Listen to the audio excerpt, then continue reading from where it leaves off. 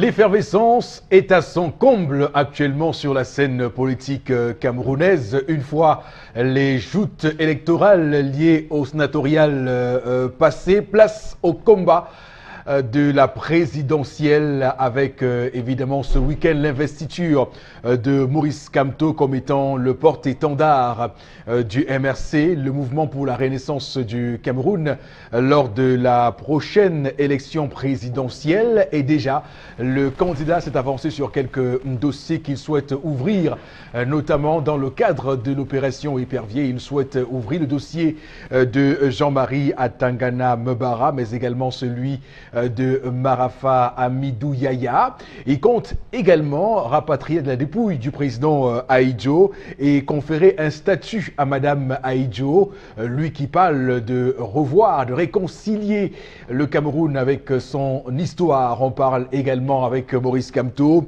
de cette nouvelle restructuration de la lutte contre les détournements de deniers publics qu'il compte mettre en place, changer les structures de cette lutte engagée. Donc le MRC qui bouge beaucoup. Madame, Messieurs, nous aussi on bouge pour ce début de semaine. Nous sommes lundi 16 avril 2018 et pour cette nouvelle semaine, de belles choses en perspective, de gros sujets que nous mettrons sur la table. Quand je dis nous, c'est toute l'équipe en plateau ce matin. D'abord vous, Charles Amel Bachou, bonjour. Bonjour, monsieur Eric Fopoussi-Negou. Bonjour aux téléspectateurs. Et bonjour au docteur Fritz Ntonin. Monsieur le délégué, pourquoi être un monstre froid vis-à-vis des populations, de vos populations? Trop de décès à l'appel depuis la dernière casse. Mettez au moins une cellule d'accompagnement pour éviter des AVC. Vous ne pouvez casser des gens qui se sont installés depuis des années en un jour et vous disparaissez. Oh là là.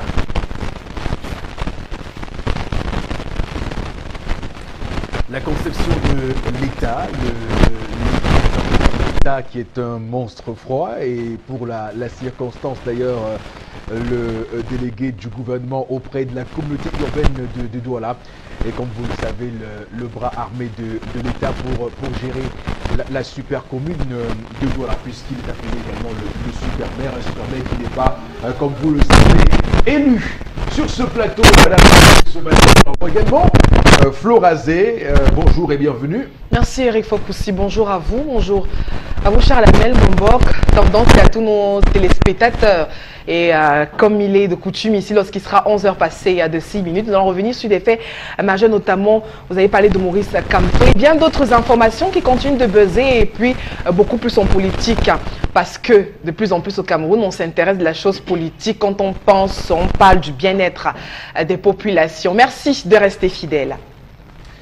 Voilà, tout à fait. Rendez-vous qui est pris pour tout à l'heure, madame, monsieur. Ne bougez surtout pas de votre siège si vous nous regardez étant en position assise. Également sur ce plateau ce matin, Bengan, bonjour et bienvenue. Bonjour, monsieur Fopoussi-Negou. Bonjour à vous, chers téléspectateurs. Une fois n'est pas coutume, je salue aujourd'hui les populations de mon village Sakbayemi. Ces populations sont comme celles de l'Est, victimes de la déforestation sauvage. C'est-à-dire que là-bas, dans les terres de Sokbayemi, des exploitants clandestins faits entrer par les chefs et, je ne dirais pas les autorités administratives, mais ils savent, sont en train de tout dévaster là-bas dans les forêts de Sakbayemi. Même les Budakola, il n'en aura plus depuis 5 ans. Donc il faut que je fasse quelque chose. Mais tenez bon, chère population. Bon, je suis là avec vous. Voilà, nous tenons très bon d'ailleurs sur ce plateau, madame, monsieur. Installez-vous confortablement parce qu'on va mettre sur la table le premier sujet de cette matinée. Il s'agit de l'histoire contée par Tendance Cogne, la voyageuse. Bonjour et bon début de semaine, bienvenue. Bonjour Eric, bonjour encore à tous ceux qui nous regardent encore ce matin. Je vais saluer les femmes qui passent le temps à faire la danse Bafia. Un pas en avant, un pas en arrière, un pas en avant, un pas en arrière. Une femme qui a fait la danse Bafia, son homme a dit que je ne suis plus là. Que maman, tu avais commencé avec ta danse, va continuer à danser, je suis plus prête. Oh, je ne dois même pas rimer, parce que c'est chaud, ça cuit. Waouh! Elle a quel âge à peu près? Elle a plus de 40 ans. Elle a plus de 40 ans, tel que j'ai vu ses photos. Son mari est venu se plaindre à moi, parce que le type n'a même pas lui dormi à la maison. Il n'a même pas... Donc tu construis ta maison, tu fuis. Parce que tu estimes que tu es une femme qui te nuit avec sa mère et les enfants. Depuis l'autre jour, le monsieur m'appelle, monsieur Jean-Marie. Je suis allée le voir. Il me dit que maman, comme tu vois là, mon épouse est partie, ça fait 2 ans. Et en partant, elle est partie avec deux enfants. En partant de chez moi, elle a pris 700 000 francs. J'ai négocié. J'ai tout fait. Je l'ai même flatté. J'ai tout fait pour qu'elle rentre. Nada. Elle a dit que non, que je ne rentre pas. J'ai ta vie. À sa grande surprise, il est parti à la réunion hier. En rentrant, il a trouvé madame devant le portail avec 2 enfants et la mère de son ex-femme. Et la semaine prochaine, il a une autre qui va doter. Je suis invité à la dot là. Ou on va m'appeler seulement serpent à 2 têtes, ou je ne sais pas. J'ai dit qu'il y a une autre qui dote la semaine prochaine et je serai invité. Je vais faire le show à la dot. Ce qui l'énerve, ce qui le cœur, bon. Ce qui dit que depuis que la femme est partie, quand il appelait la mère de la fille pour dire que ouais maman, ouais, demain Janine de rentrer à la maison, la mère disait toujours que arrange tes problèmes avec elle, non. Ma part dedans c'est quoi? Arranger, non. Ouais, est-ce que je suis dans vos choses d'amour là? À sa grande surprise, il rentrait hier de la réunion. Il trouvait madame assise devant le portail avec les enfants. Il a dit que je ne vais recevoir personne. Elle a d'abord appelé depuis 1 mois que ouais, je reviens. Je vais revenir. Il croyait que c'était les blagues. Mais en partant, elle était partie avec les enfants? Elle est partie avec 2 enfants et prendre 700 000 francs. Jusqu'à le gars avait oublié les 700 000. Donc, il a dit qu'il savait non, que non, on l'a agressé. Qu'au nom de notre amour, reviens quand même à la maison. Les 700 000 francs, j'ai refusé. Elle a dit que non, ne suis plus moi là, pardon. J'ai ta vie comme tu peux. Ce qui l'énerve, c'est le comportement de sa mère, qui ne l'avait jamais reçu. Quand il venait dire que maman, pardon, je fais comment? Je fais comment de ma femme? La mère disait toujours que non, on va gérer tes problèmes d'amour et celui-là. À l'heure-ci, il a passé nuit à l'hôtel. Même jusqu'au matin, jusqu'à 5h30, il m'a appelé. Il me dit, dès que je finis de t'appeler, j'éteins mon téléphone. Donc son téléphone, il n'est plus joignable. Il est dans un hôtel de la place que je connais. Je ne dois pas dire à quelqu'un. Moi seul, je connais où il dort. Donc il fuit sa maison pour aller dormir à l'hôtel parce que son ex-femme le dérange. Elle dit que ici, là, elle ne bouge plus, qu'il y a quand même les enfants. Au nom de l'amour, elle veut rester. Maintenant, comme il est choqué, moi aussi je suis choquée.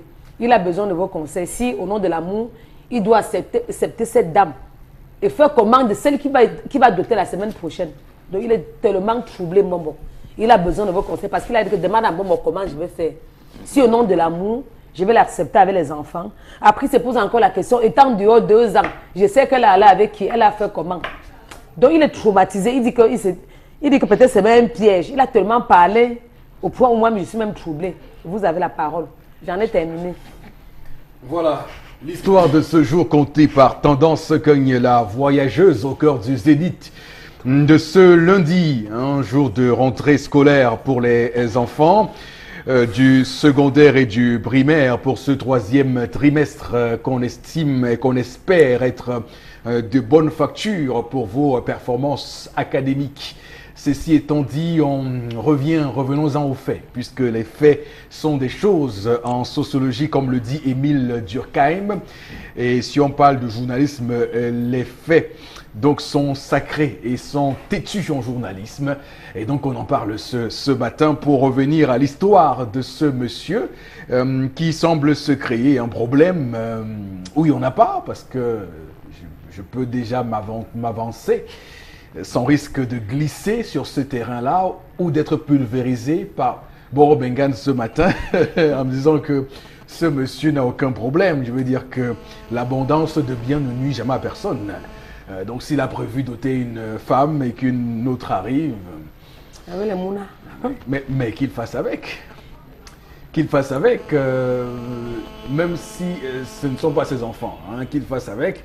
Bon, c'est pas à moi de dire ce qu'il a à faire sur ce plateau. Bon, Bengan, quel conseil donnez-vous à ce monsieur et quel problème soulève cette histoire ce matin? C'est difficile avec la génération d'aujourd'hui, quand je vous disais dernièrement que nous qui sommes nés dans une génération, on va vieillir dans une autre génération. Nous ne voyons pas les choses de la même manière. Dans de deux, les problèmes de détails, les détails, vous les érigez en problème d'État.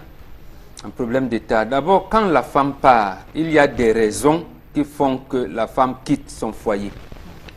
Des raisons objectives font que dès qu'elle quitte, même si elle quitte avec les enfants, la famille de monsieur les suit.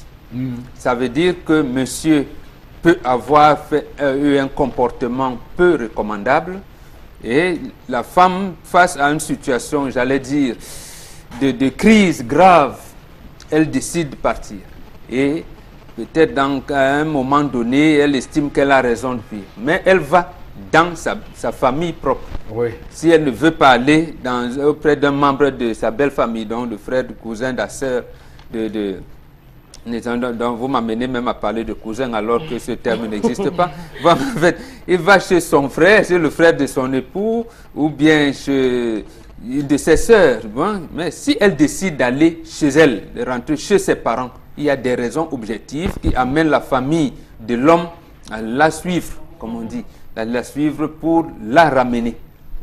Et là, on ne sait pas ce qui l'a amené à quitter la maison. Maintenant, quand on suppose qu'elle est en quittant avec des enfants et de l'argent, ça veut dire qu'elle se condamne un peu.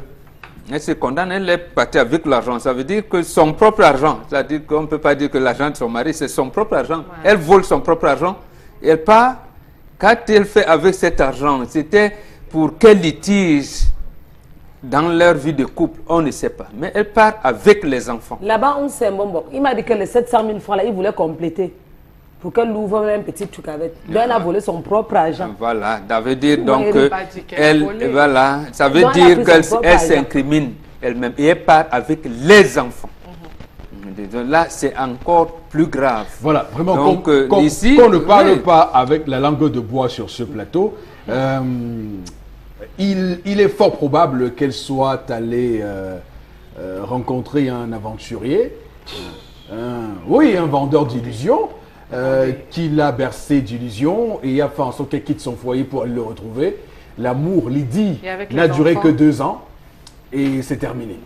Justement, ça veut dire quoi? Le constat qui se dégage, le premier, c'est que cette femme, elle ne connaît pas, peut-être qu'elle n'a pas été éduquée pour cela, mais toujours est-il qu'elle ne maîtrise pas les règles qui encadrent un mariage. Elle sort de cette manière-là, ça veut dire qu'elle ne connaît pas. Moi, ce que je reproche à l'homme, c'est de n'avoir pas tenu un conseil de famille pour soit tenter de ramener la femme ou alors de faire constater que son épouse n'est pas là avec tous ces désagréments qu'elle a causés en partant. Mais quand il reste tranquille, laisse sa femme et ses enfants dehors, ça veut dire, c'est là où je le condamne. Je le condamne. Or, il avait toute la possibilité, en le faisant, d'avoir une deuxième épouse, je veux dire de manière normale, puisque la femme, en faisant ce geste, veut dire, monsieur, nous ne pouvons plus continuer à être mari et femme. C'est tout. Voilà le constat normal qui se pose. Là, 2 ans dehors, hors de votre couple, vous n'êtes pas malade, vous êtes parti dans ces conditions. Ça veut dire, monsieur, fais quoi, je pars. D'accord. Maintenant, est-ce que c'est parti auprès d'un bras d'un autre homme? Ce n'est pas là. Le problème ne se pose même pas. Vous êtes sorti, ça veut dire que vous n'êtes plus son épouse. Bon. Moi, 2 ans, vous n'entrez plus. Bon, vous avez ici, de manière brillante, déclamé les possibilités de point de chute. Lorsqu'une femme sort de la maison, elle pourrait aller chez la belle famille et comme elle pourrait rentrer chez sa propre famille à elle. Donc, selon les cas, on pourrait questionner les causes. Mais là, visiblement, de manière probable, il y a des indices concordants qui montrent que cette femme est allée rencontrer un aventureux. Alors, du moins, elle n'est allée ni chez elle, ni dans sa famille, ni dans sa belle famille. Voilà, elle est allée là où ce n'est plus possible de la ramener dans son foyer. Donc, ça veut dire qu'elle divorce. Voilà. Donc, il y a des éléments vraiment à charge. En réalité, l'homme, s'il avait fait la procédure normale, aurait même amené sa belle famille à lui rembourser sa dot. Tout à fait. Mais il faut comprendre aussi, là, bon, Bengan, le pauvre... Non, c'est justement, il comprend, il voit les enfants. C'est pour ça qu'on vous dit, votre civilisation moderne fait souffrir les hommes à un degré où ça devient invivable. Bah, ils sont perdus. Ils se retrouvent dans un perdu. labyrinthe. Absolument. Très clairement. Alors, Florazé, ça c'est un comportement qui est désormais répréhensible chez certaines femmes qui par cupidité, qui par recherche de meilleure vie, on dit souvent, les femmes ont souvent des termes très forts hein, pour le décrier, pour le dire. La femme doit s'épanouir, elle doit se sentir à l'aise, se sentir aimée, il n'y a plus d'amour. Et dans cet amour-là, elle va le chercher ailleurs. C'est ça, Florazé? Quand vous me posez ce type de questions... Mais je vous demande, c'est vous qui êtes là. Posez-moi des questions comme à Charles Lamel, comme à Mbamba. Vous êtes adepte, je dis que... Vous êtes adepte d'un combat. D'ailleurs, je tiens à rappeler à ceux qui nous regardent maintenant qu'il y a une cohorte de femmes hein, sur les réseaux sociaux qui commencent à vous suivre et qui vous tiennent pour modèle absolu de ce que serait la femme du 21e siècle. Donc voilà. Je ne te coupe pas. Il y en a même qui m'ont interpellé dans les mêmes où ma fille m'a mis dans des trucs et dit le mariage n'est pas une fin en soi. Regardez ce qu'ils sont en train de développer aujourd'hui. Voilà. Et quand moi j'entends ce langage-là, j'ai dit à ma fille, si tu vois ça, il va te taper. Voilà. Donc, oui. Non, pas de violence. Je tape sur elle quand elle continue à diffuser. C'est pour dire, Florazé, que vos idées connaissent une pénétration forte. Et fulgurante. Pas seulement au sein de la gente féminine, hein, même chez vous. Mais Florazé, alors voilà une femme qui doit reconnaître, là pour le coup, qu'elle a fauté, non? Oui. À cause des enfants. Parce que, vous savez, moi, je dis que quand il y a les enfants, il faut faire très attention parce que les enfants ont besoin de cette enveloppe familiale, de ce cocon pour vivre et pour être épanouie. Je crois qu'elle est revenue pour ça. Parce qu'elle tient à son couple. 2 ans, 5 ans, 10 ans. Je crois que, bon, on va dire quelque chose de très fondamental au départ. La faute un peu à l'homme. Parce qu'elle a pris 700 000 francs, oui. Mais l'histoire ne nous dit pas pourquoi a-t-elle pris 700 000 francs et est partie avec les enfants. Je tiens à rappeler que, vous savez, pour des femmes, et surtout quand on sort d'un foyer avec des problèmes que les femmes vivent dans certains foyers, rentrer peut-être au sein de la famille ou aller déranger un membre de la famille, les amis et tout, il y en a qui prennent sur elles. Je crois qu'à 700 000 francs, déjà que c'est une somme, c'est pas assez conséquent quand on a les enfants, vu le coût de vie, je peux penser que peut-être elle a pris un petit local à elle quelque part. Et puis, l'histoire ne nous dit pas... De combien? Parce qu'il faut être logique. Enfin, ça dépend avec les enfants, peut-être qu'elle a pris en... Non, aujourd'hui, pour avoir un bon lot. Combien? Aujourd'hui, peut-être à 50 000 francs, 60 000 francs, vous voyez que ça... 700 000 francs, 50 000, n'est-ce pas? Prenons 2 ans. Prenons 2 ans, par exemple. 2 ans, ça fait combien? Allez, comptez. Je ne suis pas très en mathématiques. Mais dis-moi seulement, ça fait 500 000. Non, je veux dire que 700 000 francs, c'est déjà pas une somme. Ça fait 1 million... Non, ça fait 1 200 000. Donc, je vais donc dire que 700 000 francs... Ça fait 1 200 000, Florazé. Mais vous voyez, 700 000 francs, donc, ça fait déjà pas... Quelqu'un a complété les 500 000 qui restent. Eric Fopoussi, 700 000 francs, ce n'est pas déjà une somme assez conséquente. Donc je dis qu'elle est allée. Non, votre version de l'homme et autres, c'est vous qui le dites. Mais je dis qu'elle est peut-être allée dans un endroit où elle a peut-être besoin d'être indépendante pour réfléchir. Parce que nous n'avons pas la véritable raison de la discorde. Qu'est-ce qui s'est passé? Qu'est-ce qui peut amener une femme à quitter son foyer avec ses enfants? Et puis bien après, revenir 2 ans. Vous savez qu'il y a un point fondamental que l'on n'a pas dit à tendance. Donnez-moi une seule, citez-nous une seule raison qui puisse donner un chèque en blanc à une femme de quitter le foyer. Non, mais attendez, non, je ne veux pas aller sur... Mais je dis déjà une femme...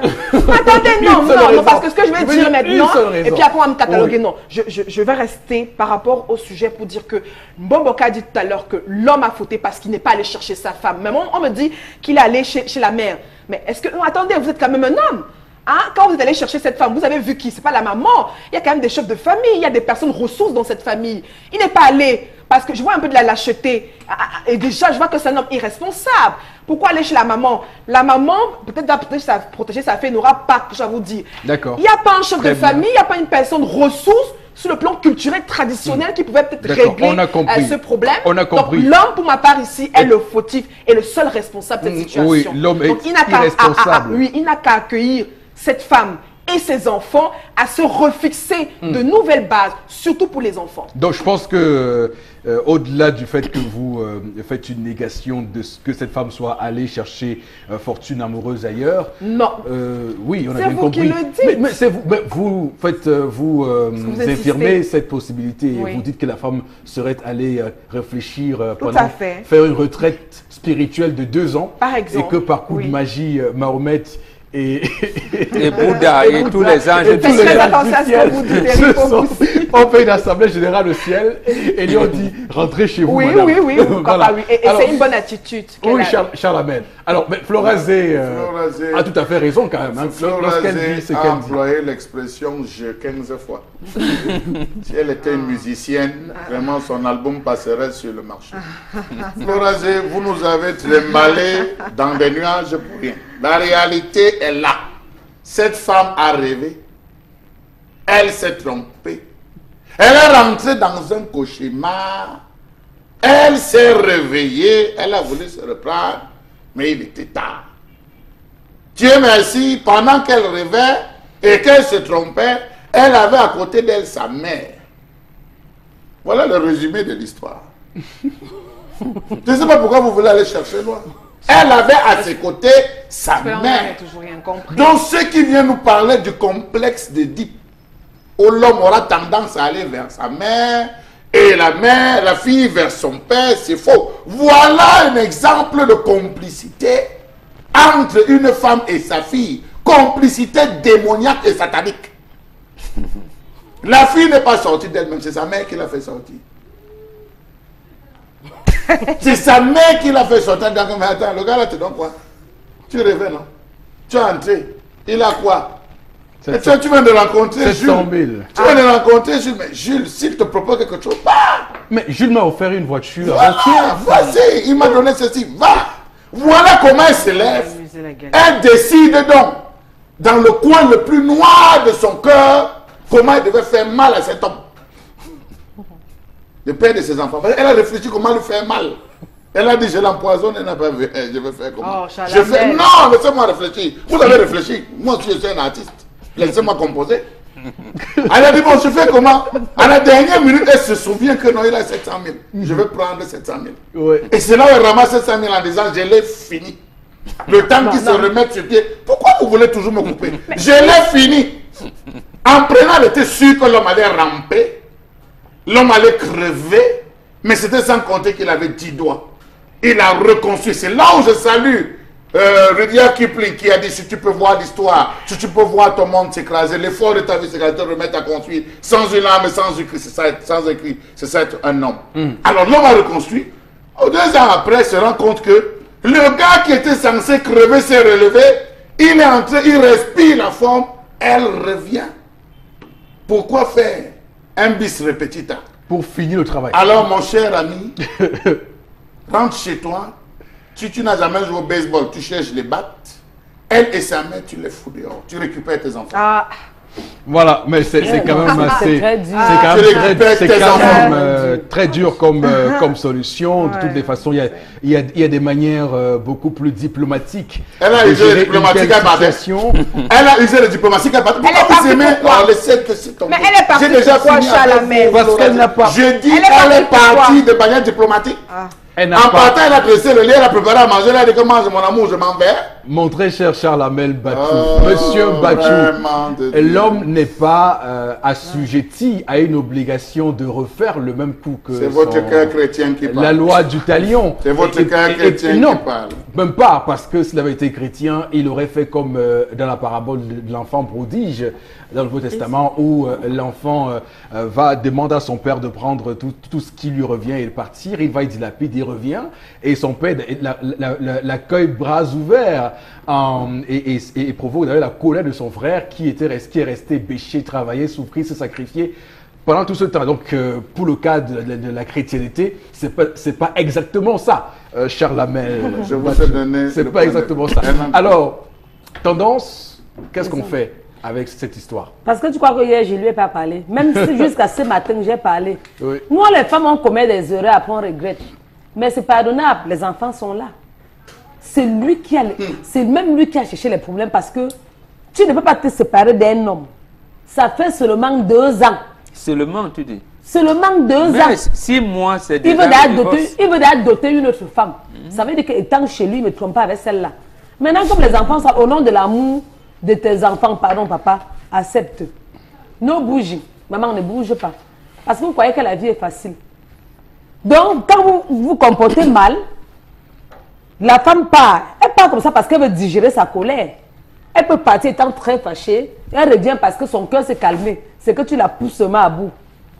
C'est ça, Eric? Parce que je lui ai parlé hier que ouais, papa, elle était fâchée, elle est partie, maintenant elle est encore consciente. Papa laisse. Nous, les femmes, on commet des actes et on regrette après. Il m'a dit qu'il y a un adage qui dit dans leur village que si ta roue passe nu dehors, la roue monte dessus. Je ne sais pas ce que ça veut dire. Bon. Non, oui, c'est rouillé. Faites d'expérience, même ce soir. Posez votre machette ou dehors, vous revenez demain matin, il y aura la rouille. J'ai dit qu'il m'a wanda, il me dit que maman, il y a un adage qui dit dans mon village que quand ta roue passe nu dehors, la roue monte dessus. Bon, donc c'est comme pour dire que la roue est montée sur elle. Je lui réponds. Est-ce qu'il est sûr qu'avant de l'épouser, il n'y a pas la rouille là? Demandant le poids au cochon. Maintenant, il m'a dit qu'il aime carrément la deuxième sur le pot. Il ne veut même pas que ça entre dans ses oreilles. Voilà. Papa, Non. au nom des enfants là, accepte-la. J'ai dit que pardon, il accepte, il dit que non. Mieux il récupère ses enfants. Elle est part. Absolument. Il fallait pas qu'il admette Je vais que la demander femme des excuses entre à dans sa la place. maison. Tu n'entres Elle n'est pas. même pas entrée, Mobok. Il Mon a seulement père, fermé la il a porte. fermé la porte, il est voilà, parti. non, Il n'a non, même non, pas non. dormi chez lui jusqu'à présent. Il a Ne encore dors dormi. pas chez lui quel pour dort Il est pas. dans un hôtel Quel de s'en Douala que je connais Quel ne seul. dort Oui, pas. Que mais en personne ne même va être temps, au ce ne courant. sera pas la fin du Je vais monde. demander, Vu que le papa, problème- je vais demander des excuses à sa place, mon père, pardon. Non, non. Pardon, mon père, si tu m'écoutes, je demande comme ça, devant le monde entier. Watat, ça me fait bien. Dis-moi ce que tu veux. Elle te prépare ce que tu aimes. Tu me dis. Non. Elle Tu était veux qu'elle te prépare le tarot depuis 2 ans. avec la sauce noire. Il serait mort Tu de veux qu'elle te faim. prie le Elle avait panza. des amis. Moi-même, je l'aide à piler Le ça. mel pistache. Je fais le maire de pisser, il met tous les obstacles dedans. Où elle fait la sauce noire, elle écrase à la pied. Papa, tu me dis. Non, sa coépouse Même a si c'est déjà le fait cuir, ça. avec le cuir propre, je prépare ça à sa place. Sa épouse vient, les 2 gèrent. D'accord. Vous avez dit que l'homme Merci. doit être polygame. Merci beaucoup. J'ai demandé des excuses à sa place. Il y a pas de- Pardon. Merci, Tendance. Si merci. tu m'aimes, On va s'arrêter là hein, pour les échanges en plateau. On va prendre quelques messages de téléspectateurs qui souhaitent réagir à cette discussion ce matin, Florazé. Bonjour, c'est Abdoul Abamenda qui réagit, qui pense que le problème entre les deux est clair, l'infidélité de l'homme. Mais à cause de la nature de l'homme, il joue au boss à présent. Il y a l'infidélité ou à quel niveau là? Bon, on se demande toujours pourquoi la femme est partie. il ne m'a pas dit. Bon, il n'y a aucune raison qui puisse justifier le départ de cette femme. Et cet homme, et cet homme, d'après moi, ne doit plus admettre cette femme chez lui car il ne sait pas d'où elle vient. L'homme a engagé toutes les procédures en termes de négociation auprès de Mais sa elle était maman encore pour fâchée. que la femme revienne. Elle était encore La fâchée, maman, Charles. au lieu de consoler son beau-fils, lui disait plutôt « Qu'est-ce que j'ai à voir dans vos affaires ?» Elle s'est exclue dès le départ. Pourquoi à l'arrivée elle va s'inclure?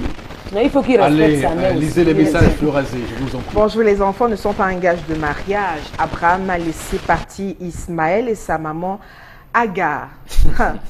Merci. Ah, ouais, voilà. Que de références bibliques. hein.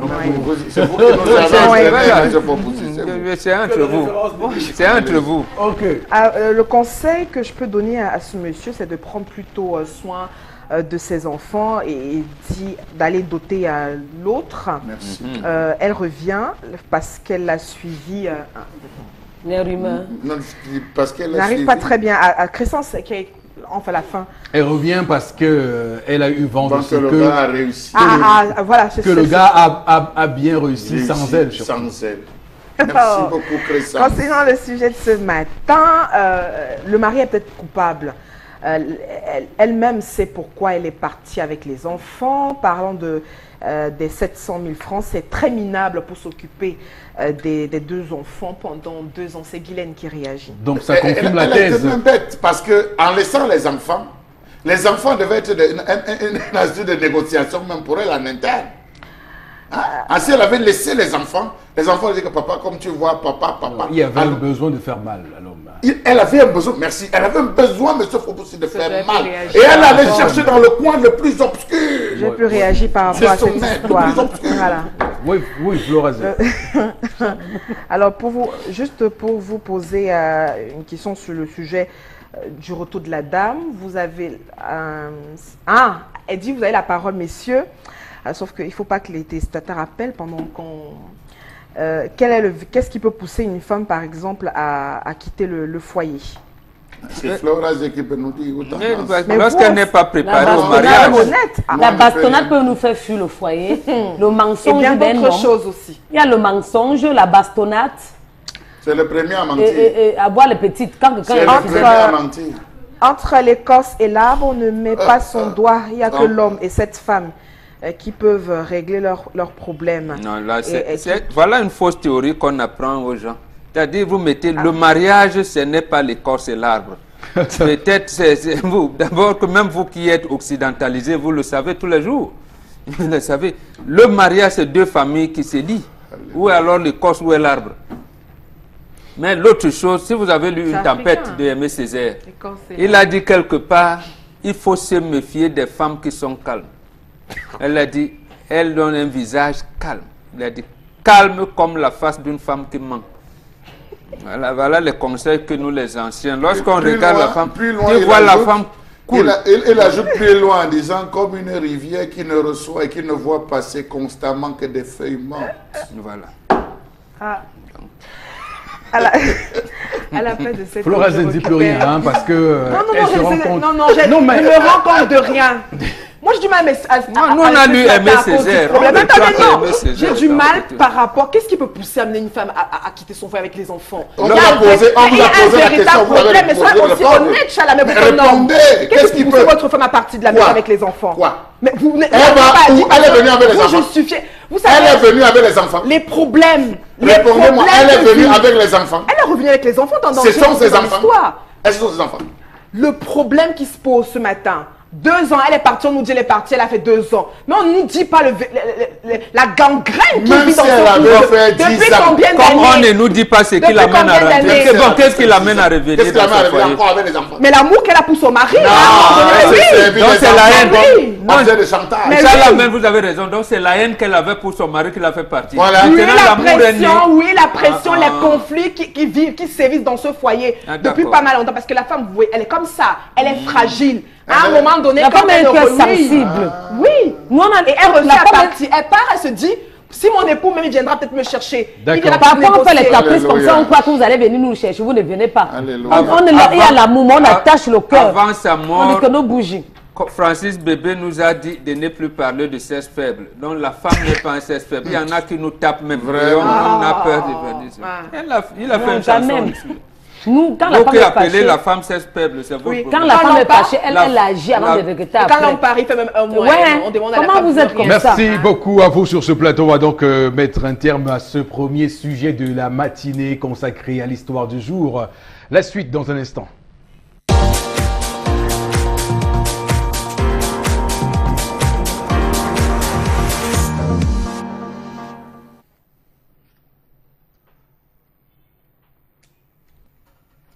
Je m'interroge ce jour sur la question des véhicules CA, des véhicules administratifs au Cameroun. Qui est censé avoir un véhicule administratif et qui ne l'est pas? Point d'interrogation.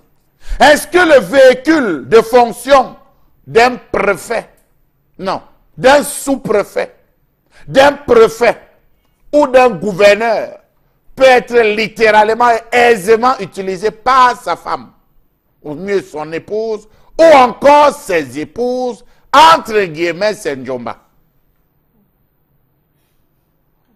Je m'interroge sur le parc automobile de l'État du Cameroun à ce jour.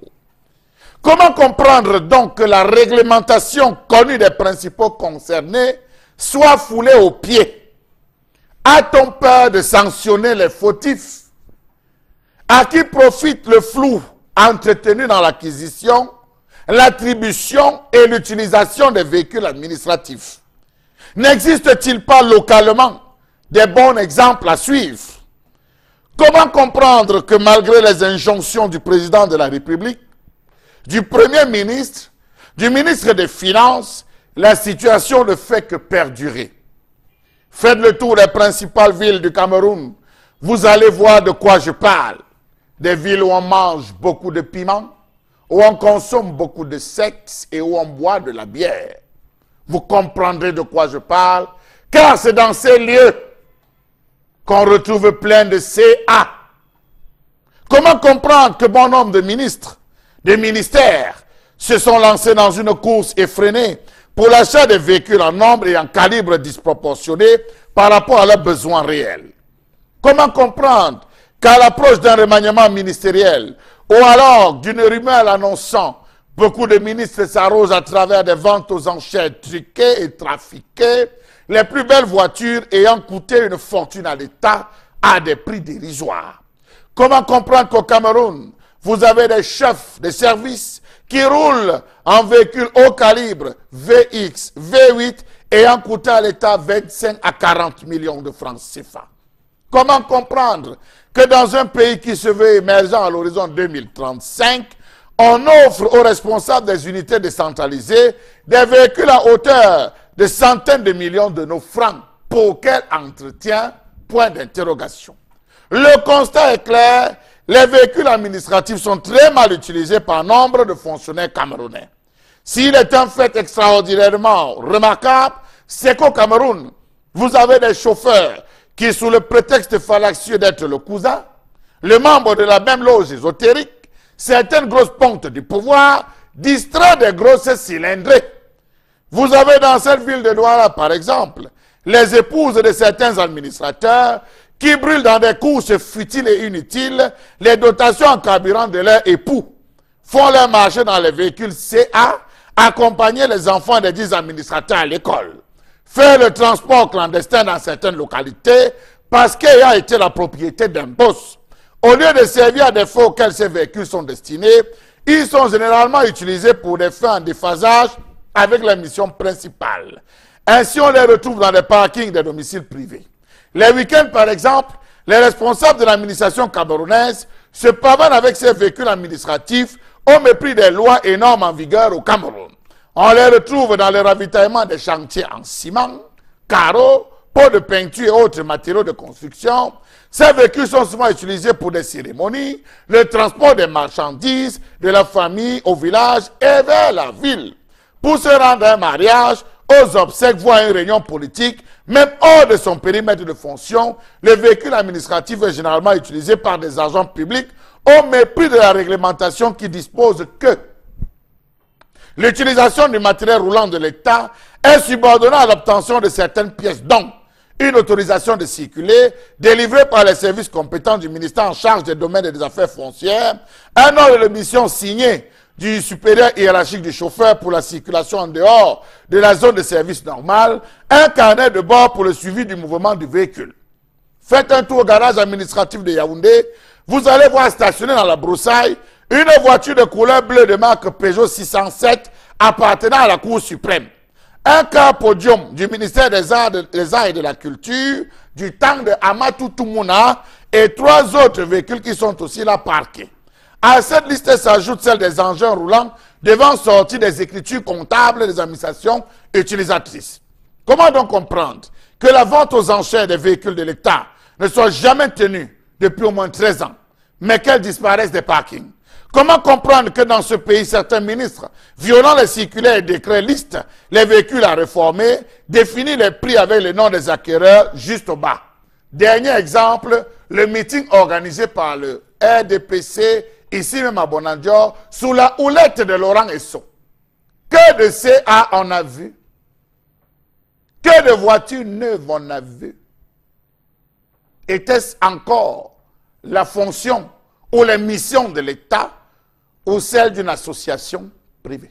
D'accord, Charles Hamel, on met sur la table ce matin un sujet qui nous a permis de relever quelques points et quelques confusions qui sont faites entre la mission du fonctionnaire lorsqu'il agit en tant que fonctionnaire et donc en tant que service public de l'État et des missions privées. On l'a tout récemment vu ici à Yaoundé avec une confusion de genre du ministre de l'administration territoriale à Tangandji qui, lors de sa visite de travail à Douala, avait également recueilli l'appel à candidature des différents chefs traditionnels de cette partie du pays. Et du coup, on s'était demandé à cette époque-là, était-il à Douala en tant que ministre ou en tant que militant du RDPC? Donc cette confusion de genre, on peut le voir si ça se fait à si haut niveau. On peut voir que à l'étage bien inférieur, ça continue à perdurer. Et pourtant, vous le savez, il y a ce décret numéro 74/704 du 1er août 1974 portant donc réglementation de l'utilisation des véhicules administratifs et l'octroi d'avance aux fonctionnaires et tout ce qu'on peut imaginer qui soit lié à ces véhicules administratifs. Mais qu'est-ce qu'on voit? On voit des véhicules administratifs pendant les meetings du RDPC se pavaner avec une rutilance inouïe sans qu'aucune personne n'ait honte. Bon, Bengan, s'il faut aller aux origines de cela, on va dire aussi que ça participe de ce que le Cameroun n'a jamais vraiment été dans la fin sur le plan, on va dire, des usages de la partie du parti unique. Donc on a continué à perpétuer les agissements de l'ancien régime. Non, tout le contraire. Sous l'ancien régime, comme vous avez dit, ce décret était respecté. Le décret était respecté. C'était difficile de voir ces véhicules CA aller à des sorties privées de leurs détenteurs.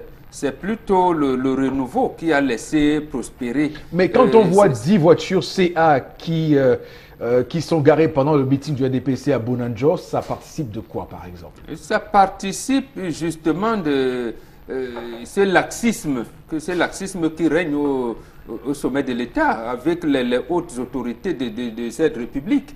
C'est tout. C'est-à-dire que les ministres et tous ces hauts fonctionnaires ne savent pas que lorsqu'ils viennent les 24-25 mars et les 6 novembre pour fêter le RDPC ou leurs champions, ou alors lorsqu'ils sont dans leur campagne de renouvellement des bureaux, des organes de base du RDPC, qu'ils laissent les voitures de fonction et qu'ils prennent des voitures privées.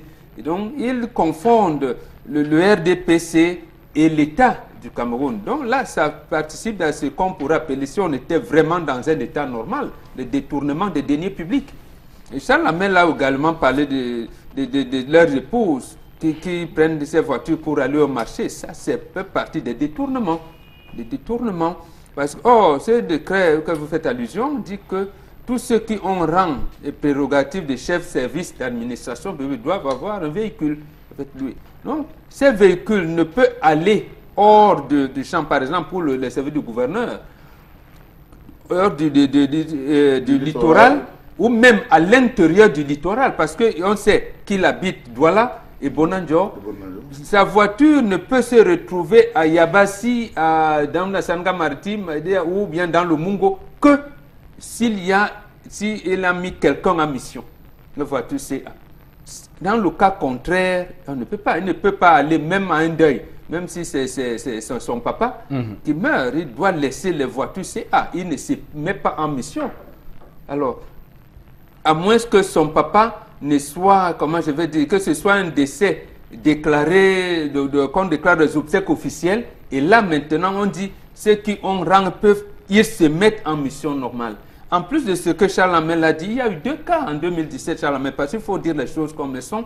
Lorsque Nietzsche demande un meeting en février, on refuse. Eux viennent organiser une marche en mars. De leur palais de parti, comment ils appellent ça, la maison de parti à la place du gouvernement. Et vous avez raison, il y avait les rutilants véhicules.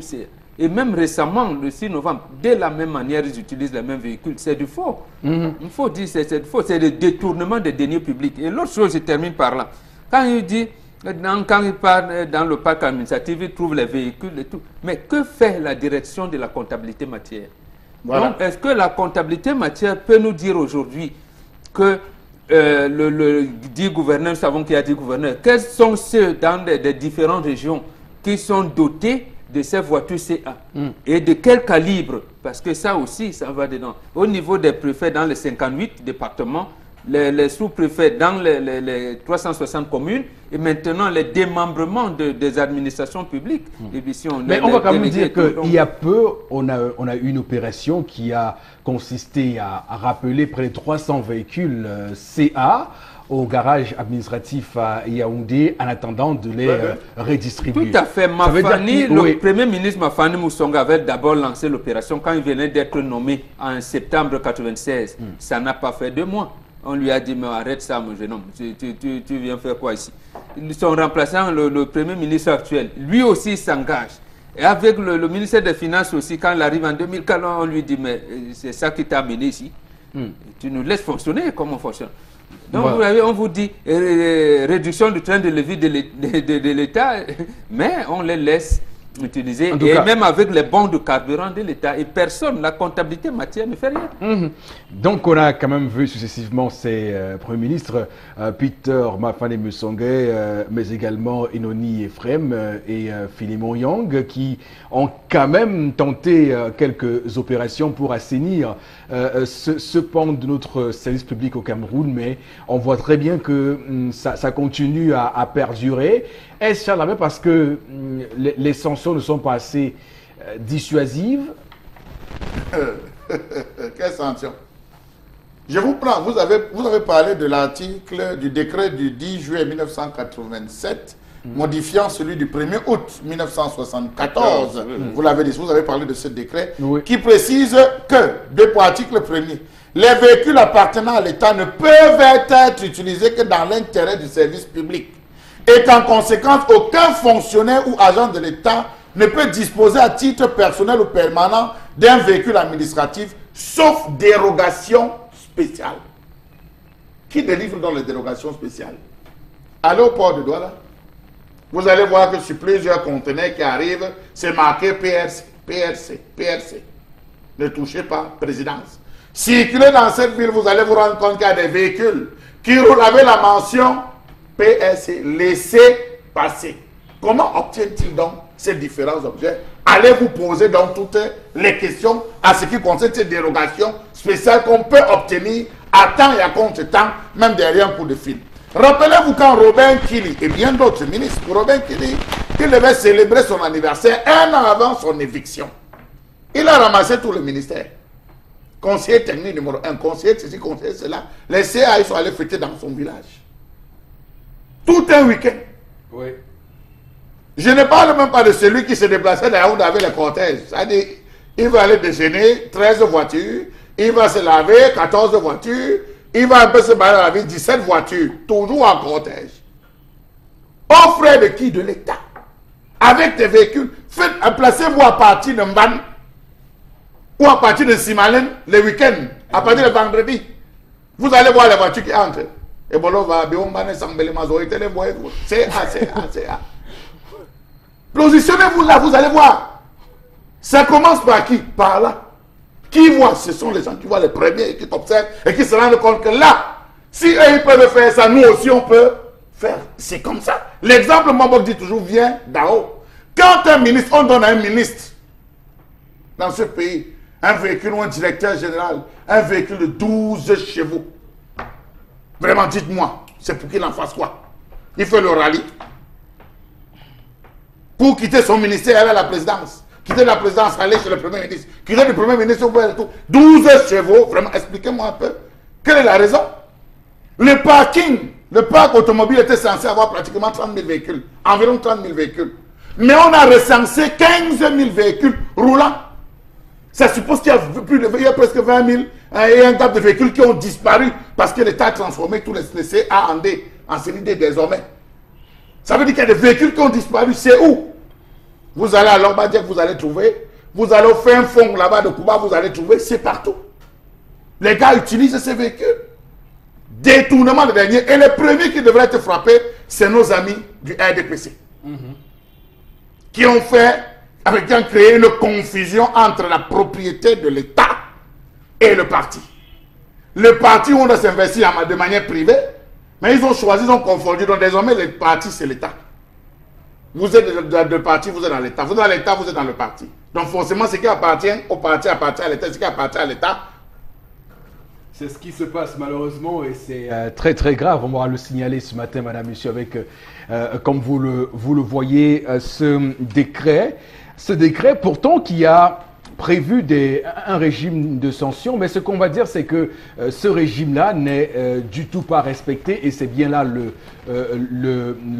fond du problème, parce que si on avait réussi pendant tout ce temps à faire des exemples, à sanctionner des gens, à les traduire devant le conseil de discipline tel que c'est prévu, à les mettre en débat, je crois que jusqu'aujourd'hui, on aurait quand même réussi à avoir des sanctions. Alors, Florazé, on va dire que c'est une situation très compliquée.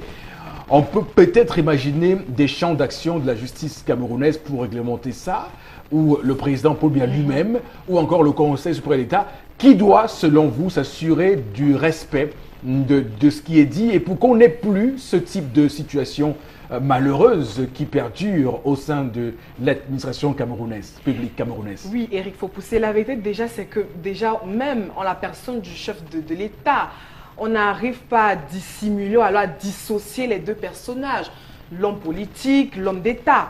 Alors si on réussissait justement à avoir les personnalités distinctes dans la gestion, je crois qu'on aurait à un moment donné des sanctions, on aurait un peu de sévérité dans la façon, dans la gouvernance. En fait, ce qui est évoqué ce matin, il manque tout simplement du gaspillage, de la corruption, de la mauvaise gestion des biens que pour le coup, le publics président Paul Biya quand même n'est pas coutumé de ce type de fête. Hein. Et quand lui-même il veut faire une sortie, il s'assure de respecter la casquette de chef de l'État. Je l'ai rarement vu utiliser les moyens de l'État en tenue du RDPC, par exemple. Oui, mais quand il va au congrès du RDPC, je vois toujours ses ouailles porter les tenues du RDPC pour aller où et n'importe quand. Alors, mais lui, pourtant, je trouve qu'il est... Quand il va au congrès du RDPC, il prend quelle voiture? Il prend bien la voiture PRC. On dit que c'est lui qui commande. Et l'autre quotidien Mutation nous l'a dit, le congrès de RDPC de 2011. Oui. Il l'a même confondu. Il fait le discours de politique générale avec l'entête président de la République du Cameroun. Il a confondu. Disait le quotidien Mutation. Cette époque, il nous l'a révélé. Et donc, c'est lui qui commande. Bon. On peut comprendre que voilà. On est laissé échapper, voilà, comme ça, quelques petits mots. Mais je veux dire quand même que j'ai rarement vu le président Paul Biya, ou peut-être parce qu'il n'est pas très engagé sur le terrain politique avec RDPC et qu'il n'est pas sur le terrain comme les autres, mais c'est vraiment rare de le voir comme je l'ai vu tout récemment. Vous avez dit que lui ne va même pas dans des meetings. Les voilà, autres travaillent pour lui.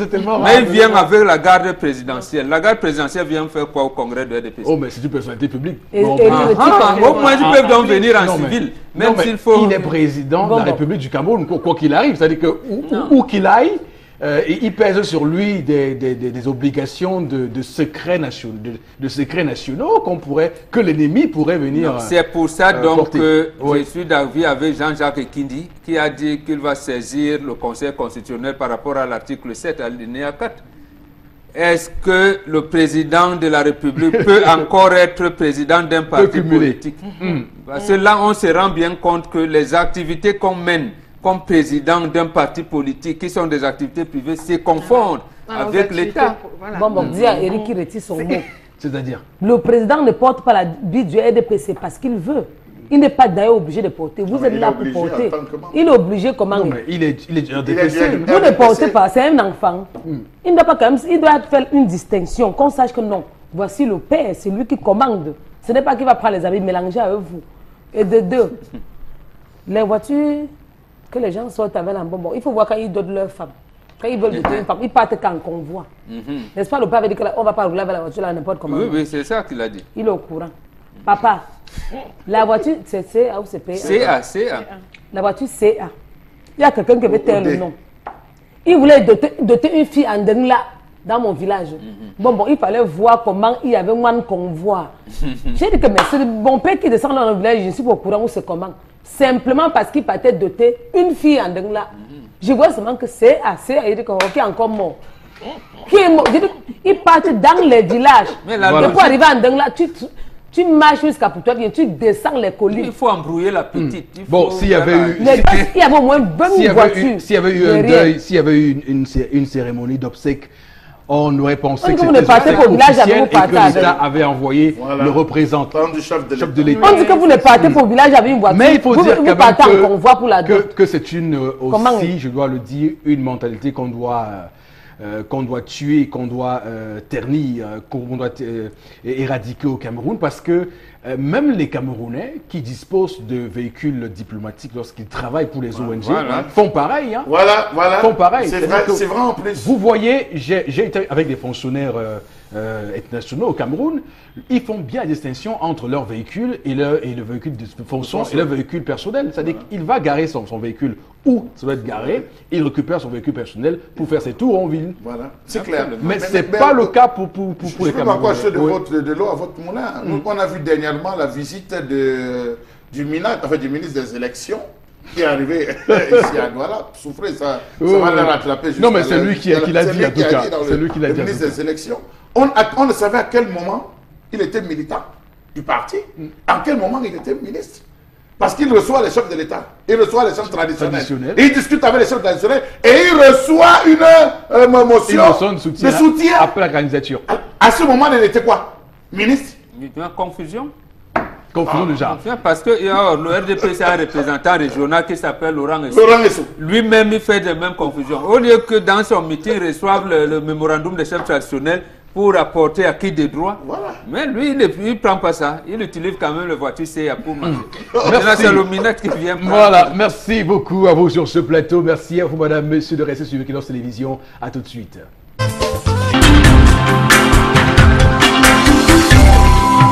Donc sur le plateau, madame, monsieur, merci infiniment de faire confiance à la télévision Equinox. Au-delà de l'image, nous rendons compte pour cette deuxième heure de votre émission. Nous vous convions à davantage d'assiduité devant le petit écran parce que on va démarrer cette deuxième partie avec la revue des réseaux sociaux. Mais avant d'y arriver, les différents messages que vous envoyez pour réagir à ces sujets que nous mettons sur la table, notamment le premier sujet consacré à l'histoire du jour et à cette femme qui est revenue 2 ans après avoir abandonné son foyer, mais aussi cette colère de Charles Hamel centrée sur l'utilisation disproportionnée et malheureuse des véhicules administratifs au Cameroun. Florazé. Oui, Eric Fopoussi, Ibrahim Abonaberi réagit par rapport à la colère de Charles Hamel. Nos dirigeants préfèrent rouler dans des véhicules de luxe, tandis que certains de nos enfants fréquentent à même le sol, pas de banc, alors que le prix d'une voiture de ces ministres peut construire et équiper toute une école entière. Manque de patriotisme aussi envers son pays. Quelle gadégie dans ce pays, voilà qui est dit. Une autre réaction ce matin, dans ce décret qui avait été signé, pourquoi n'a-t-on pas de sanctions pour ceux qui ne respectent donc pas ce décret? Une autre réaction pour ce matin, William qui réagit et qui dit pour moi, cet homme, voilà, les hommes d'État, en principe, ne devraient pas se comporter ainsi en utilisant ce type de véhicule à tort et à travers pour besoins personnels. On compte même les ministres qui demandent l'autorisation de sortie, parce qu'il faut faire la différence. Pour qu'un ministre sorte de sa zone, il faut de la ville, de la capitale, il faudrait qu'il demande l'autorisation auprès du PM. Mais il y a des ministres qui ne demandent pas d'autorisation parce qu'ils ont des affinités ou peut-être parce qu'ils sont proches au niveau de la présidence. Ils s'en foutent pas mal de sorte. Donc, véritablement, il faut qu'on revienne. Et le chef de l'État, je pense, avait soulevé la question, Eric Fopoussi, du respect de la hiérarchie au sein de l'État du Cameroun. Chose qui n'est pas respectée par certaines personnes qui sont bien connues. Il doit donc sanctionner. Comme dit le téléspectateur. Du président qui reste lettre morte dans l'application, hein, dans les faits sur le terrain, ce qui est, comme vous le dites, un dérèglement abject de l'État du Cameroun dans ce qu'on appelle le service public, l'administration publique. Charles Abel. Florazé, allez-y. Alors, je vais lire ce message d'un téléspectateur qui dit qu'il faut que l'État revoie ce problème au sérieux. En tout cas, par rapport à l'histoire du jour, il dit qu'il a été empoisonné par sa femme qui avait décidé de suivre un prêtre. Voilà, voilà, ça c'est un cas qui serait bon pour Regard Social. Hein. Voilà. Je pense qu'il doit nous recontacter parce que c'est un cas très important. Il dit qu'il est persécuté justement par ce dernier. Oui, ces hommes persécutés par leurs femmes. Je pense que ça pourrait être le le thème. Dès aujourd'hui, je m'inscris dans votre association. Parce que il me souvient que mon papa, à qui je rends hommage ce matin, et je passe le bonjour, monsieur Bertrand Négou, qui m'a tout enseigné, me disait, mon fils, une bonne femme, c'est deux choses. Écoutez très bien, une bonne femme, c'est deux choses. La bonne femme est celle qui ne vous trompe pas. Donc elle est tout à fait fidèle. Et l'autre point qui, moi, m'avait tout à fait interloqué, il me dit, la bonne femme est celle qui ne peut pas vous tuer. Qui ne peut pas vous tuer. Qui peut boire votre caddie. Qui ne peut pas vous tuer. Qui est incapable de mettre fin à votre vie. Je veux dire, c'est ça qui est incapable de mettre fin à votre vie. De vous assassiner, de commettre un meurtre sur vous. Alors, c'est pas possible. Il n'y a pas une partie. Non. Vous voulez Il y a une deuxième partie. Il n'y a pas d'autre Moi, je partie. demande à Info Poussi. Il n'y a pas d'autre partie. Et il ne nous a pas donné des canaux aussi pour être un homme. Non, c'est mon papa. Un homme. C'est mon papa qui m'a tout appris. D'accord. Et il est enseignant, je tiens à le rappeler. Et je lui dis merci papa pour l'enseignement donné à ton fils que je suis très fier d'être, voilà, on va dire, un disciple du dans mentor la coaché. Bible, vous qui êtes chrétien, ça se justifie. Même quand c'est Ève qui a mené Adam dans cette histoire-là. Et puis il y a aussi c'est Dalila et Samson, celle qui vend le secret de la mèche, son secret. Vous allez vous rendre compte que tout ce qui est méchant est au féminin. Et même Tout ce pitié qui de est femmes. méchant est au féminin. J'ai lu ça quelque part. C'est quoi la Tout source? ce qui est méchant. J'ai lu ça quelque part. C'est l'homme là. La méchanceté. Oui. La mort. L'amour. La cupidité. La stupidité. Voilà. Ah, l'infidélité. L'infidélité. Non, là. Comment? La fidélité. Oui, l'infidélité, une infidélité. Non, mais maintenant. Non, Charles. Non, mais écoutez, c'est une infidélité. Florazé. Allez-y, on va prendre tout de suite avec vous la revue des réseaux sociaux parce que nous sommes tenus par le temps sur ce programme. Avec vous, Florazé. Oui, Eric Popoussi, merci. 3 informations pour ce lundi. Et puis, nous avons sur les réseaux sociaux, comme vous l'avez certainement vu à travers nos éditions d'information, Maurice Kamto, sans surprise. Et oui, avec pour cette présidentielle 2018, on rappelle qu'on est dans une année très importante qui a donc été officiellement candidat. C'est la principale information qu'il fallait donc retenir au terme de la seconde convention ordinaire de ce parti politique qui s'est donc tenu du 13 au 15 avril à Yaoundé. 3 jours de travaux au cours desquels on a eu donc cette formation politique, le MRC qui aura connu un renouvellement total de ses organes. Et puis, on a des nouveaux bureaux aussi chez les jeunes comme chez les femmes. On rappelle que Maurice Kamto, sans surprise, avec cette liste dirigée par ce dernier, était donc la seule.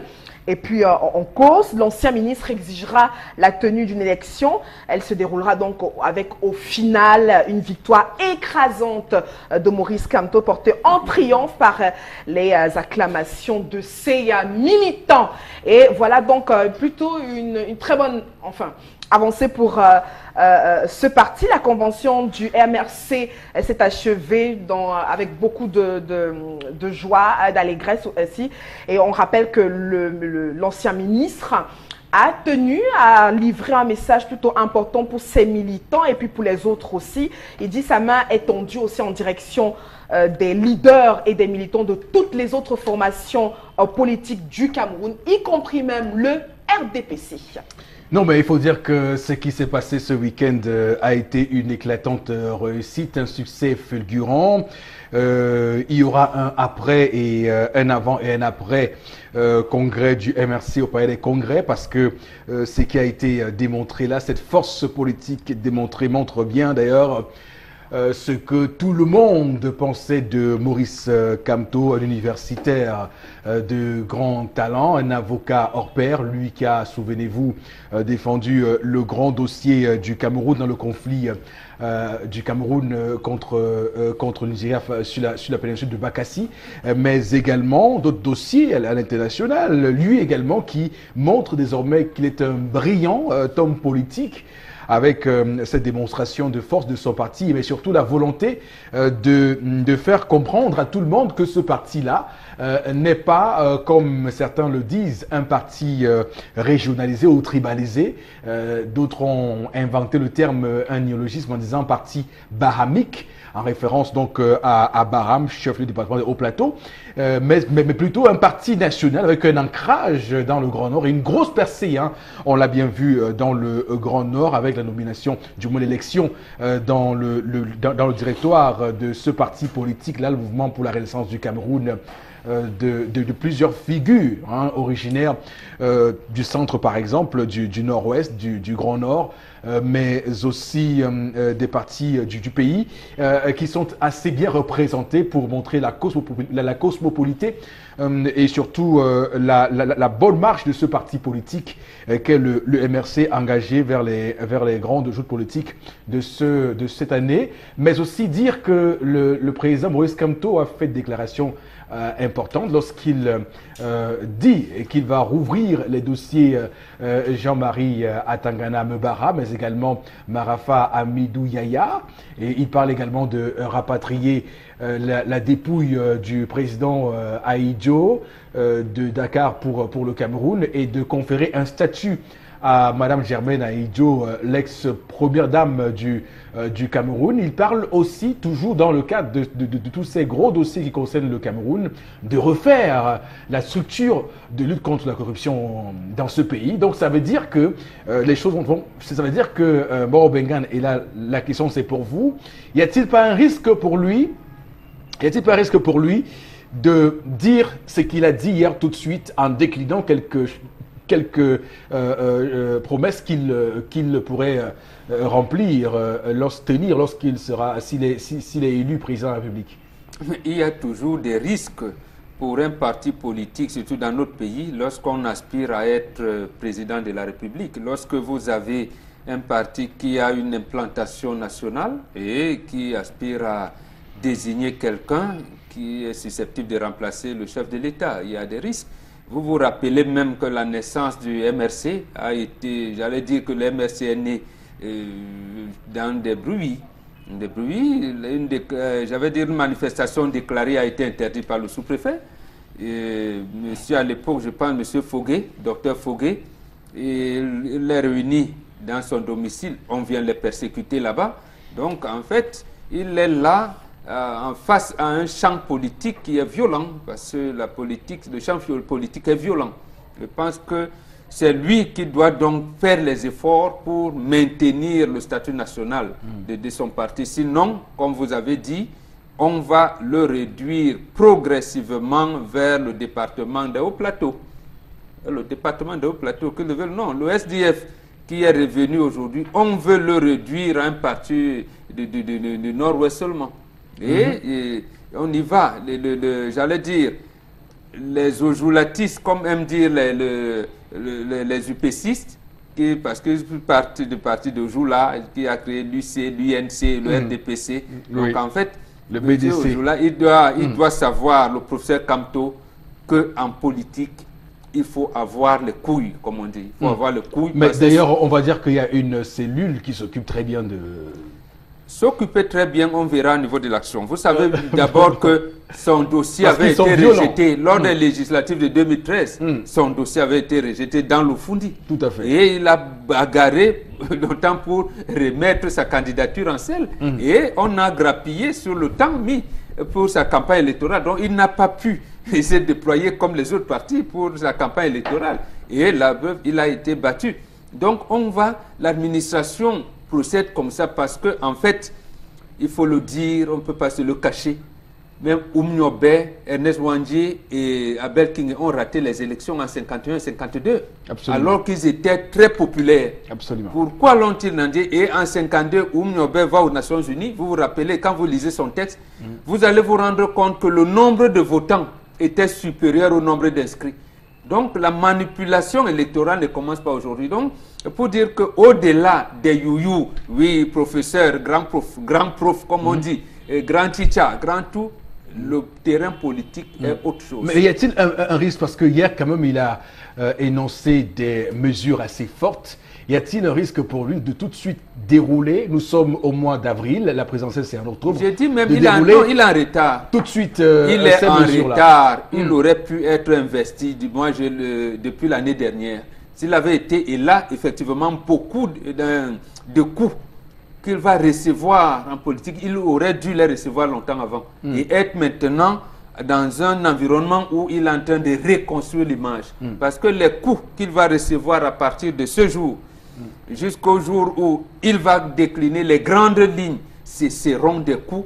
Vraiment, si ces militants n'ont pas le cœur à l'ouvrage, il y en a qui vont baisser les bras. Ce sera violent, je vous le dis, ce sera violent. Oui, et lui-même, hein, ce sera violent. Je pense qu'il le sait. Je n'imagine pas. Une chose est de le savoir et une autre est de supporter. Mais s'il le sait, je pense qu'il s'y est préparé. Non, l'UPC en a subi. Oui. 92, qu'est-ce qui fait que le Fayou de Happy, qui signe l'alliance avec Kodok, l'alliance du RDPC avec Kodok, lui n'est pas nommé ministre. Et vous avez, ça a été tellement violent que parce que le pouvoir veut bassaïser l'UPC, on n'a pas nommé un ministre UPC originaire de l'Ouest. Parce qu'il fallait à ce moment-là couper la base ouest qui est à l'UPC. Est-ce que vous n'y voyez pas quand même une bonne nouvelle pour la scène politique camerounaise que nous soyons aujourd'hui lundi et que ce qu'on retienne de cette convention, c'est cette déclaration forte qu'il a faite sur l'opération Épervier, sur la réconciliation avec notre histoire. C'est quand même une avancée sur le champ politique. Absolument. Parce que, et il y a même plus. Pour le moment, c'est le seul parti politique qui recrute à tous les niveaux de la société, c'est-à-dire dans la haute bourgeoisie, l'aristocratie, c'est ce qu'on appelle la classe moyenne, et dans ce qu'on appelle le prolétariat. Oui. Donc, jusqu'à maintenant, le champ politique est fait entre les pauvres et les riches. Moi, le RDPC nous a installés à deux échelles seulement, deux paliers. Si vous n'êtes pas pauvre, vous devez être riche. C'est-à-dire que même les journalistes, les médecins, les avocats, tout le monde est à la recherche de l'argent, au point où tout le monde veut devenir riche. Mais lui, s'il réussit à mettre les classes intermédiaires, il va réussir. Il va vraiment avoir une classe qui va contenir. Voilà, mais c'est là la difficulté. Oui, en tout cas, on va oser dire... Et surtout, vous dites, vous allez ramener le corps d'Aïdjo, le camp d'en face, et vous l'orne, mon ami. Et le corps de Moumni et de Abel King vont revenir. Oui, et il a dit. Et surtout, le dossier Marafa, le dossier Mebara. Et ça veut dire qu'il veut prendre le premier président de la Cour suprême au mot. Le premier, quand on veut réconcilier l'État et la nation, c'est-à-dire que les citoyens doivent avoir confiance en leur institutions judiciaires. Et quand le premier président de la Cour suprême reconnaît lui-même que non, chers compatriotes, ne vous fiez pas à la justice privée, donc ce que nous appelons justice populaire. Venez ici. Bon, lui, il est juriste, il peut avoir des mots. Et justement, c'est là où il recevra le coup. Très bien. On va dire qu'il pourrait s'inscrire également dans la logique de Lénine, hein, du Parti communiste. Non, qu'il s'inscrive dans la logique de Oumniobe, il va réussir. Voilà, tout à fait. S'il va chez Lénine, parce que Lénine, lui, il quittait Londres pour venir faire des meetings publics, qu'il s'inscrive dans la logique de Oumniobe. De toute façon, c'est le corpus idéologique politique qui est ici intéressant. D'ailleurs, on voit bien tout de suite qu'on commence à commenter, à analyser les propos du candidat sur une base programmatique. Charles Hamel, qu'avez-vous retenu, qu'avez-vous tiré comme leçon de cette deuxième convention du RMSC ce week-end à Yaoundé? Étant donné que Mbonbok est rentré de droite ligne dans le fond, je vais prendre la forme pour qu'on n'y ait pas de redites. La première chose qui d'emblée m'a frappé, d'abord, c'est la queue de cheval. La queue de cheval qui est propre à une unité ethnique propre du pays, pour ne pas rentrer dans les mêmes objectifs ou les mêmes pensées ou les vôtres qui parlaient de la bahamisation, c'est ce que vous avez dit, la bahamisation, c'est-à-dire rejoindre le groupe ethnique Bamileke. Parce que la queue de cheval, vous demandez un Douala, il n'aura pas une explication.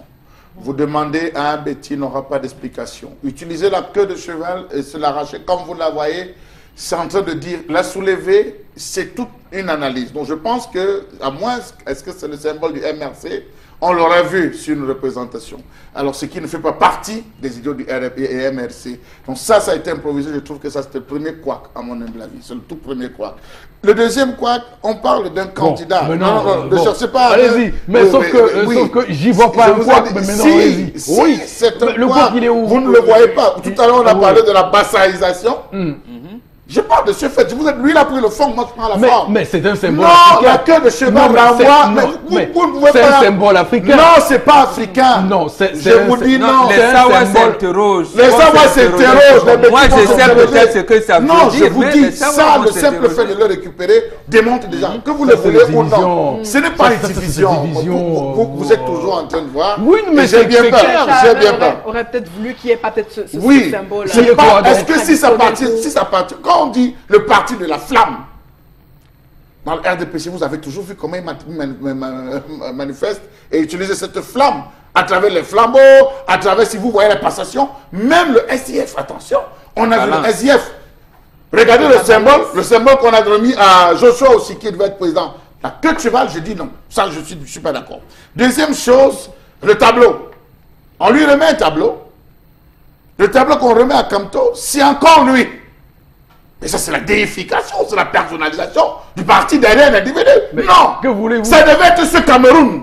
On devait lui remettre un Cameroun. Je vous ai dit, je prends la forme.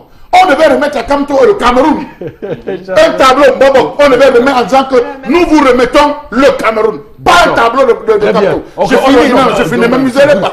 Vous m'amusez. Non. Pas plus que Mbonbok. Non, vous êtes pas plus que Mbonbok. Non. À moins que vous soyez un Kamtoïste. Vous voulez m'amuser. Laissez-moi chuter.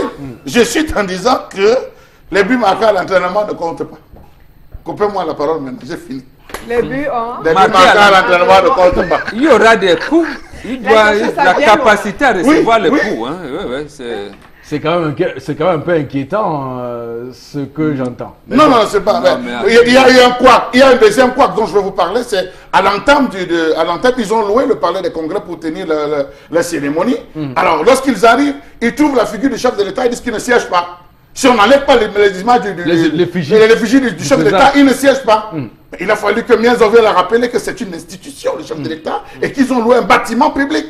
Alors vous voyez qu'à un niveau... Non, et là, moi, je le soutiens, il avait raison d'enlever. Les UPC ont essayé d'enlever aussi. C'est une institution, le chef de l'État. Non, il n'est dit nulle part que dans un pays démocratique, le fusil du chef de l'État soit... Prenez les maisons de parti qui appartiennent, non, on aurait dû prendre les maisons de parti. On n'a pas qui appartient au peuple. Justement, on a compris pour le SDF. Pour le SDF qui a été, j'avais dit, chassé par les trucs et aller prendre la maison du parti du RDPC. Là, ça peut se comprendre. Mais ici, Mienzok n'avait pas raison. Mais tendance... Il avait fallu enlever les fichiers du chef de l'État.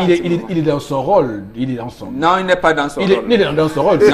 Non, mais c'est un RDPCiste. Non, monsieur. Il ne peut que perpétuer... Cher ami, le combat. nous avons vu, moi j'étais là, j'ai couvert le sommet de l'OUA qui était ici en 96. Il y avait les effigies des chefs d'État. Il n'y avait pas que le président Biya. Oui. Alors, que, mais pourquoi ne pas enlever? Et vous allez voir ça le 20 mai.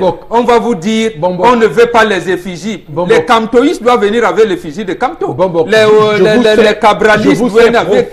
Et les UPC avec. Mais vous verrez l'effigie du chef de l'État alors que la nôtre dit qu'il n'y a pas d'effigie. Vous y voyez comme une volonté de ridiculiser MRC avec ça quand même. C'est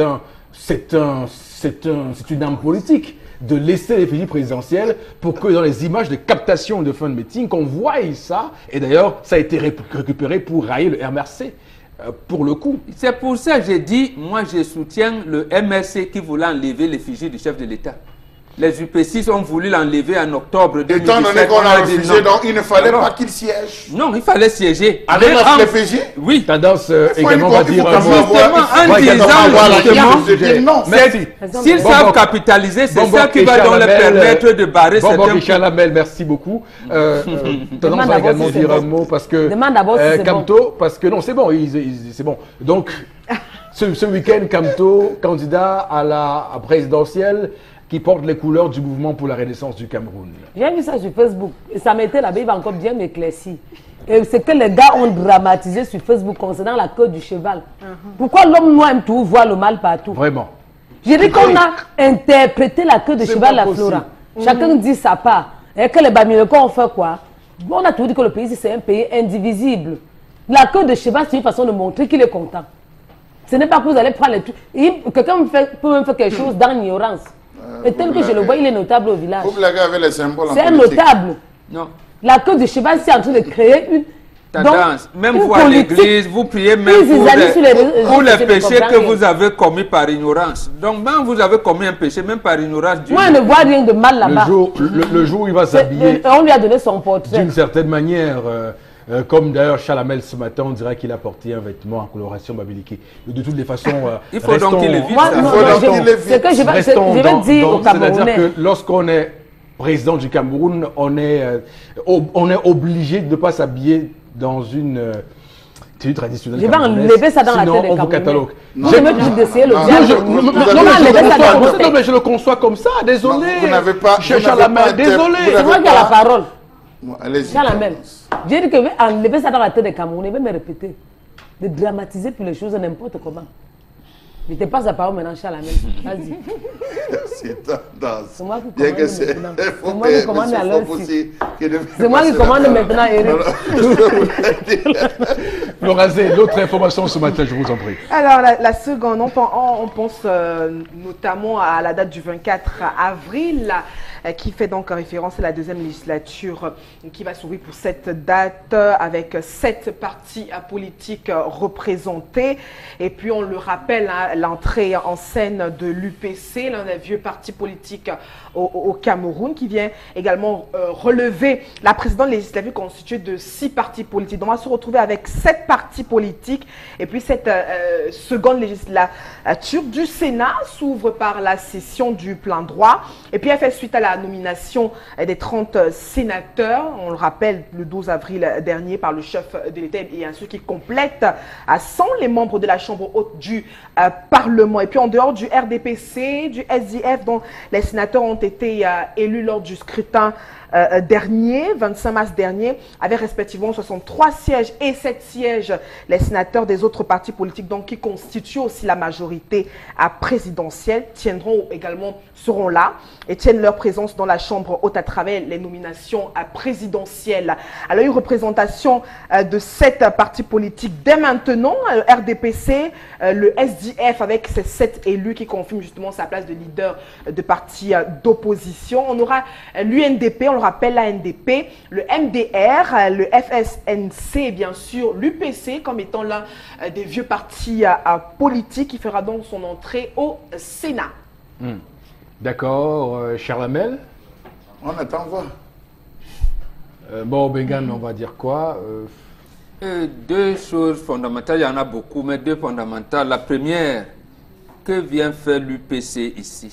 Ça va encore ajouter. Est-ce que l'UPC est devenu, a réconcilié l'alliance, a remis en scène l'alliance que Kodok avait signée, la dite alliance qui avait participé à diviser, à fragmenter ce parti? Je vais voir. Deuxième chose, là on n'y est pas encore, mais la majorité du RDPC va plomber le Sénat. Et moi, ça me réconforte à l'idée que les citoyens vont se rendre compte de plus en plus que les sénateurs ne vont pas les aider, ou alors ne vont pas nous aider en appuyant les actions des communautés, des collectivités territoriales qu'ils représentent. Donc, ils ne le feront pas. quitte à nous de savoir et de procéder par le vote censure. Flora, c'est la troisième information. Et puis nous, un tour à l'université de Yaoundé 2 à Soie, où on a eu 17 thèses de doctorat sur 20 rejetées par plagiat. Et puis, cette information également qui a fait le buzz et qui a interrogé pas mal, qui a en fait impressionné pas mal de personnes qui se sont interrogées sur ce désastre. Et puis notamment, on rappelle que c'est la faculté des sciences économiques et de gestion de l'université de Yaoundé 2 à Soie. On a donc eu ces thèses qui ont été repérées grâce à un nouveau logiciel installé à cet effet à l'université de Yaoundé 2. Alors, combien de docteurs ESS enseignent? Voilà donc des interrogations ayant donc, avant l'avènement de ce concept numérique, déjà avec ce problème de plagiat, le logiciel a ses limites. Certains estiment qu'on ne peut pas, par ailleurs, déterminer la brillance d'un article juste à travers un logiciel qui peut être défaillant. Certains estiment que lutter contre le plagiat, oui, mais également de là banaliser les docteurs, professeurs et autres, non, parce que le logiciel ou alors Internet ou alors la numérisation peut avoir ses limites et ne peut pas apprécier des thèses ou alors des articles intellectuels à leur juste valeur. Oui, Charles. Oui, c'est vrai que je déplore le fait qu'on ait mis ce logiciel en un temps comme celui-ci. Et ça dénote encore, n'est-ce pas, je veux le dire, de la méprise avec laquelle on gère l'enseignement. Qu'on nous dise aujourd'hui, qu'on rende officiel que sur 20 thèses, 17 ont été rejetées, que 3 sont passées, cela démontre que bien avant, il y a eu une passoire. J'aimerais bien qu'on rentre aussi, qu'on essaie de réanalyser, parce que, oh Dieu seul sait que beaucoup, à un certain moment, refaisaient du copier-coller de tout ce qui était fait dans le système français, le système allemand, le système américain. Il faut le dire. Donc vous appelez un système rétroactif? Un système rétroactif pour amener, pour démontrer que ce qui fait ici, ce que les jeunes sont en train de faire aujourd'hui, c'est quelque chose qui avait commencé bien avant qu'on se retrouve aujourd'hui. Mais maintenant, dire que c'est à partir de 15%, c'est-à-dire ce logiciel, c'est sur la base de 15% lorsqu'on va retirer les phrases, les véhicules, les citations, 15% de plagiat, à partir de 15%, on peut démontrer. J'aimerais bien voir, j'aimerais bien me rassurer que cette machine est à date. Cette machine est à date en ce moment, que les formes, la paraphrase, qu'ils respectent pratiquement toutes les synthèses. Donc je me dis, c'est pas mauvais, mais c'est... Pour vous, c'est une mesure gadget? Oui, c'est une mesure gadget. Bobok. Non, moi, oui, je peux partager. Non, à quoi, Bobok? Non, parce que la mesure, la machine, quoi qu'il arrive, il faut éliminer les plagiats. Nous sommes dans un milieu intellectuel, on ne fait pas tricher. Quand vous citez quelqu'un, vous avez cité quelqu'un, citez-le de manière normale, avec des citations, parce que quelqu'un a commencé des recherches. Je pense que vous qui avez été, moi je n'ai pas eu la malchance d'y arriver, mais c'est ce qu'on me prend. Vous citez quelqu'un, il y en a qui ont fait des recherches, ils sont limités à un moment. Vous voulez vous inspirer de ces recherches. Dites que le professeur Charles Hamel, dans son exposé en 1900, longtemps, voilà, vous le citez et vous continuez les analyses. Maintenant, comment repérer? Eux, ils veulent valider leur tricherie en disant que la machine est... Bon, je comprends Charles Hamel qui, lui, il veut rester dans le truc en disant... Refaisons le tour actif. Mais est-ce que Charles Hamel vont le faire? Je sais qu'ils ne peuvent pas le faire. Mais le truc, c'est qu'aujourd'hui, les professeurs sont tellement absents. Vous voyez la difficulté avec laquelle les gars font pour pouvoir soutenir, pour pouvoir travailler sur leur thèse. La majeure partie des gars sont obligés d'aller uniquement sur Internet pour essayer de soutenir une thèse. C'est minimum 1 million, 1 million 200, 1 million 300. Il faut descendre sur le terrain. Est-ce que votre directeur de recherche a le temps pour être avec vous, pour vous accompagner, pour vous guider? Beaucoup de gars sont abandonnés. Ne voyez pas seulement le fait de dire que c'est à 15% parce que vous avez utilisé une phrase, parce que vous avez paraphrasé quelqu'un, parce que vous avez utilisé... Non. Non, il faut aussi accompagner ces étudiants. Et je crois que ces étudiants se retrouvent dans ce plagiat, le système de plagiat, parce que rien ne leur est servi. Fouillez tous les professeurs, tous ces professeurs qui sont assis aujourd'hui. Ils n'ont aucun livre qui est commercialisé au Cameroun. D'accord. Pire encore, le ministère des PME, qui est chef de département physiologie, il quitte comment son portefeuille pour venir encadrer les étudiants. On termine par là sur cette revue des réseaux sociaux. Voilà, monsieur, la suite de l'émission. Dans un court instant, on va accueillir au studio et au plateau B de cette émission Consti Lamine, qui nous parlera ce matin matin du Vombio Oméga 3. On parle de santé, ça vous le voyez très bien, madame, monsieur, parce que c'est important de lutter et prévenir les AVC, le diabète, l'hypertension artérielle. Bonjour, Constille Lamine, bon début de semaine. Oui, bonjour Eric, bonjour le nombreux téléspectateurs qui accueillent encore ce matin dans cette prestigieuse émission Le Zénith, le concept Salaka qui vient encore ce matin leur parler de santé, leur parler du Vombio Oméga 3 qui se présente aujourd'hui comme un véritable label de bien-être, comme un véritable label pour pallier à tous les problèmes d'AVC, également pallier bien entendu à la réduction de votre complication au niveau du diabète. Alors chers téléspectateurs, faites bien de m'écouter encore ce matin. Alors pour ceux qui m'écoutent ce matin, quel qu'en soit vous êtes, retenez que le point de vente de c'est-à-dire bien sûr de cette solution aujourd'hui, c'est le magasin 1001 tapis qui est situé en plein cœur d'Aqua, en face du Palais d'Ika, pour tous ceux qui ont besoin de leur Vombio Oméga 3 qui coûte bien et bien la somme de 5000 francs pour une boîte de 30 gélules. Et je rappelle que c'est une gélule par jour pendant le repas. Revenons bien sûr aux avantages de la consommation du Vombio Oméga 3. Je rappelle bien sûr à tous nos téléspectateurs que consommer le Vombio Oméga 3 aujourd'hui est très très capital. Pourquoi le consommer? Tout simplement parce qu'en consommant du Vombio Oméga 3, vous êtes bien sûr à l'abri des AVC. Parce que le Vombio Oméga 3 vous permet de prévenir les AVC. Il vous permet également, chers téléspectateurs, de prévenir et de réduire les complications du diabète. Il vous permet également, à savoir le Vombio Oméga 3, de réduire bien entendu tout ce qui a comme maladies liées au vieillissement, pour dire tout simplement que ça vous prévient contre les maladies liées au vieillissement telles que l'Alzheimer. Le Vombio Oméga 3 vous permet également de garder la bonne humeur. Il vous permet également de réguler le taux de cholestérol dans le sang. Il vous permet également de réduire naturellement la pression artérielle. Voilà donc quelques avantages liés à la consommation du Vombio Oméga 3 qui, je rappelle, coûte bien entendu la somme de 5000 francs pour une boîte de 30 gélules. Oui, profitez encore du prix qui reste et demeure en promotion pour pouvoir acheter votre Vombio Oméga 3 au prix de 5000 francs, la boîte de 30 gélules, et c'est une gélule par jour pendant le repas. Je dis bien une gélule par jour pendant le repas. C'est une boîte scellée et à l'intérieur de cette boîte scellée, vous allez l'ouvrir et vous allez retirer une gélule. Ne la percez pas, ne la mâchez pas, vous la valez avec de l'eau, et c'est une gélule par jour pendant le repas, une fois consommez de temps en temps votre Vombio. Je vous le rassure, chers téléspectateurs, sans hésiter, vous serez à l'abri des AVC. Vous aurez bien entendu tout ce qui a comme avantage lié à votre bonne humeur. La consommation du Vombio Oméga 3, je vous le rappelle, vous permet également de réduire les complications liées au diabète. Ça, je m'arrête là-dessus. Oui, quand vous le consommez, vous qui êtes diabétique, quel qu'en soit vous êtes,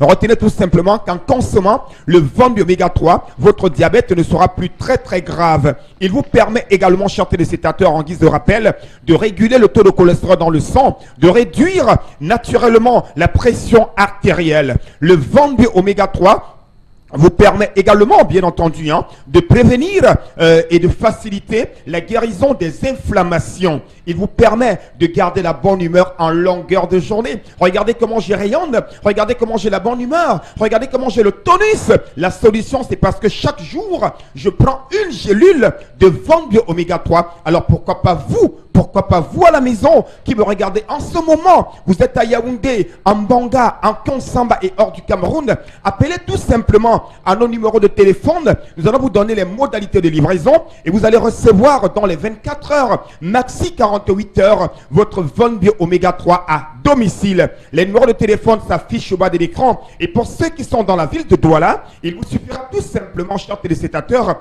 de vous rendre à la base du concept Salaka, qui est bel et bien le magasin 1001 tapis situé en plein cœur d'Aqua, en face du Palais d'Ika, et pouvoir acheter votre boîte de Vombio Oméga 3 au prix de 5000 francs. Merci. Comme dirait quelqu'un, prévenir vaut mieux que guérir. Guérir. N'attendez pas quand vous aurez l'AVC pour acheter les médicaments, pour dépenser des centaines de mille. Merci la solution, beaucoup, c'est Constantine. maintenant On se retrouve avec très vite l'oméga sur 3. Equinox Télévision pour la suite du 10-12, le Zénith. On va prendre maintenant interpellation et la caméra de Cédric Chouna. À tout de suite.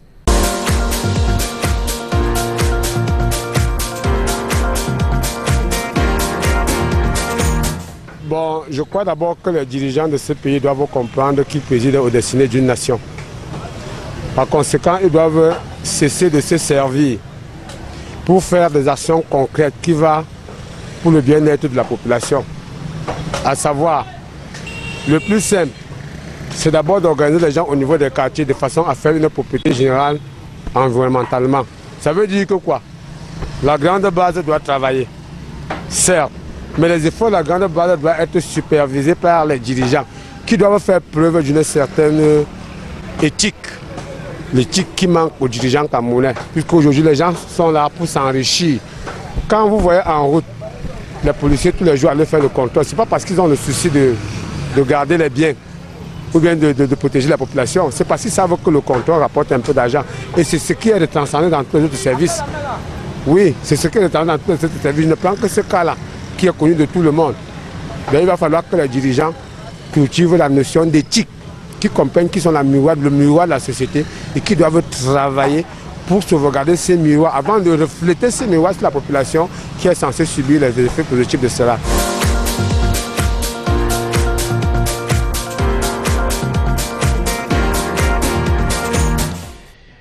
Voilà.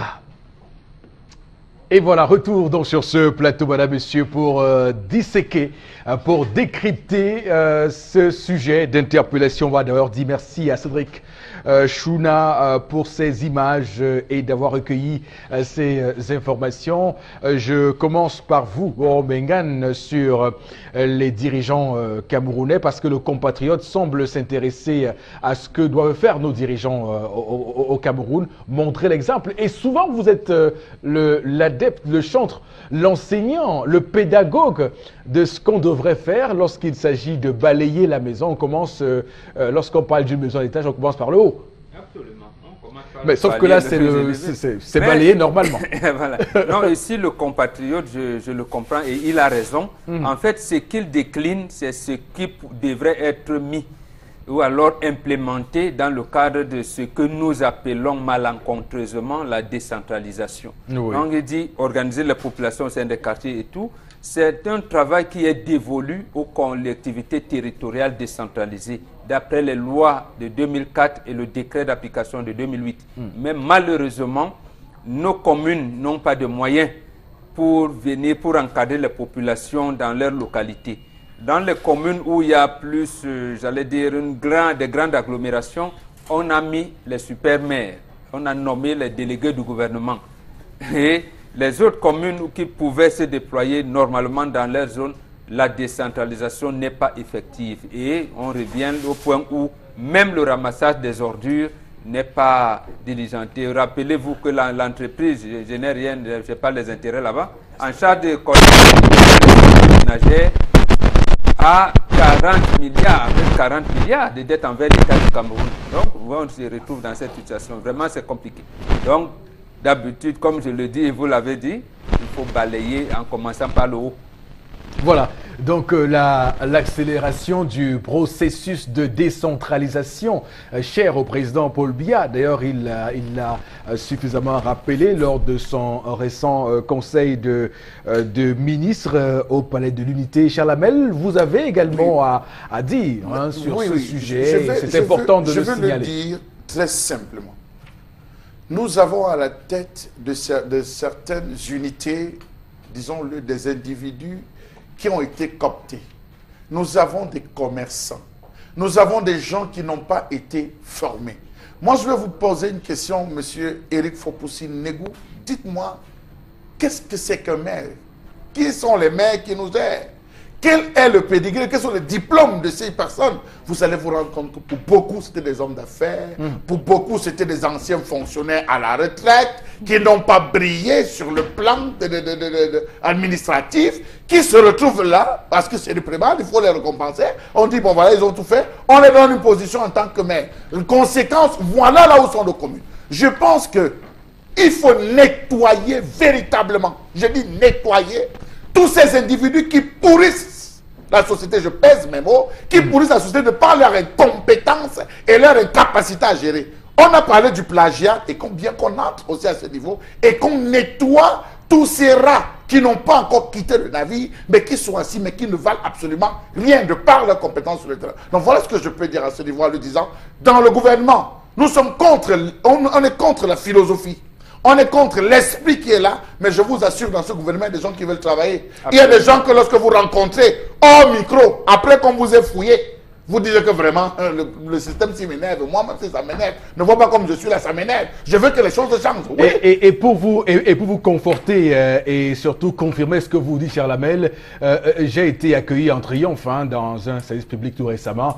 Et c'était presque inattendu. Je me suis mis à être surpris que des gens comme ça, à travers pendant qu'on vous fait croire qu'il y a des gens qui vous détestent, il y a des gens qui vous détestent, si on vous voit, on va vous matraquer, mais il y a des gens qui font partie des hautes strates de l'administration camerounaise. C'est pas des gens de bas étage, c'est des gens qui sont capables de vous mettre au frigo. Voilà. Les gens qui peuvent être décidés, on vous oublie de vous mettre au frigo. Non, j'étais à Yaoundé, la semaine dernière. Les gens qui peuvent être décidés, et on vous oublie quelque part. Comme moi, il y a des gens qui m'aiment en cachette. Voilà, et j'aimerais quand même préciser, et c'est quand même assez curieux, j'aimerais quand même préciser, parce qu'il y a un nouveau ministre de la décentralisation qui n'a pas parlé depuis, je ne sais pas s'il a parlé. Non, mais il ne peut pas. D'abord, c'est un ministre qu'on vient de créer en plein exercice. On ne lui a pas encore donné de budget. On lui a donné un budget 11,5 milliards. Oui, on a donné là, mais il est logé où? Il faut bien qu'il s'occupe de ses papiers en tête. Comment va-t-il se déployer dans les divers démembrements? Il a 58 départements, il a 10 régions. Il faut bien qu'il donne les gens. Va-t-il les prendre où?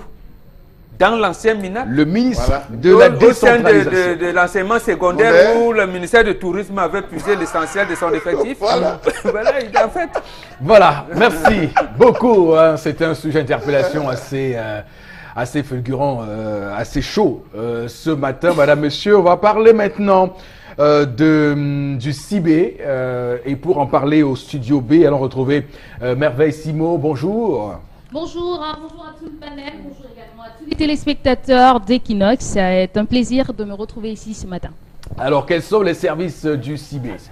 Alors, le Centre international du bien-être à ses clients, mais également à ceux qui sont des clients en devenir, a 3 services à proposer précisément à cette émission, parce qu'on rappelle que je serai là constamment pour parler des produits et services du Centre international du bien-être. Alors, le premier service que j'aimerais proposer ce matin, j'aimerais parler précisément à toutes les femmes qui sont en train de me regarder, parce que je sais qu'elles sont nombreuses à suivre, à être scotchées à cette émission. Maintenant, on remarque généralement que nous, les dames, on a souvent les problèmes de comédons sur le visage.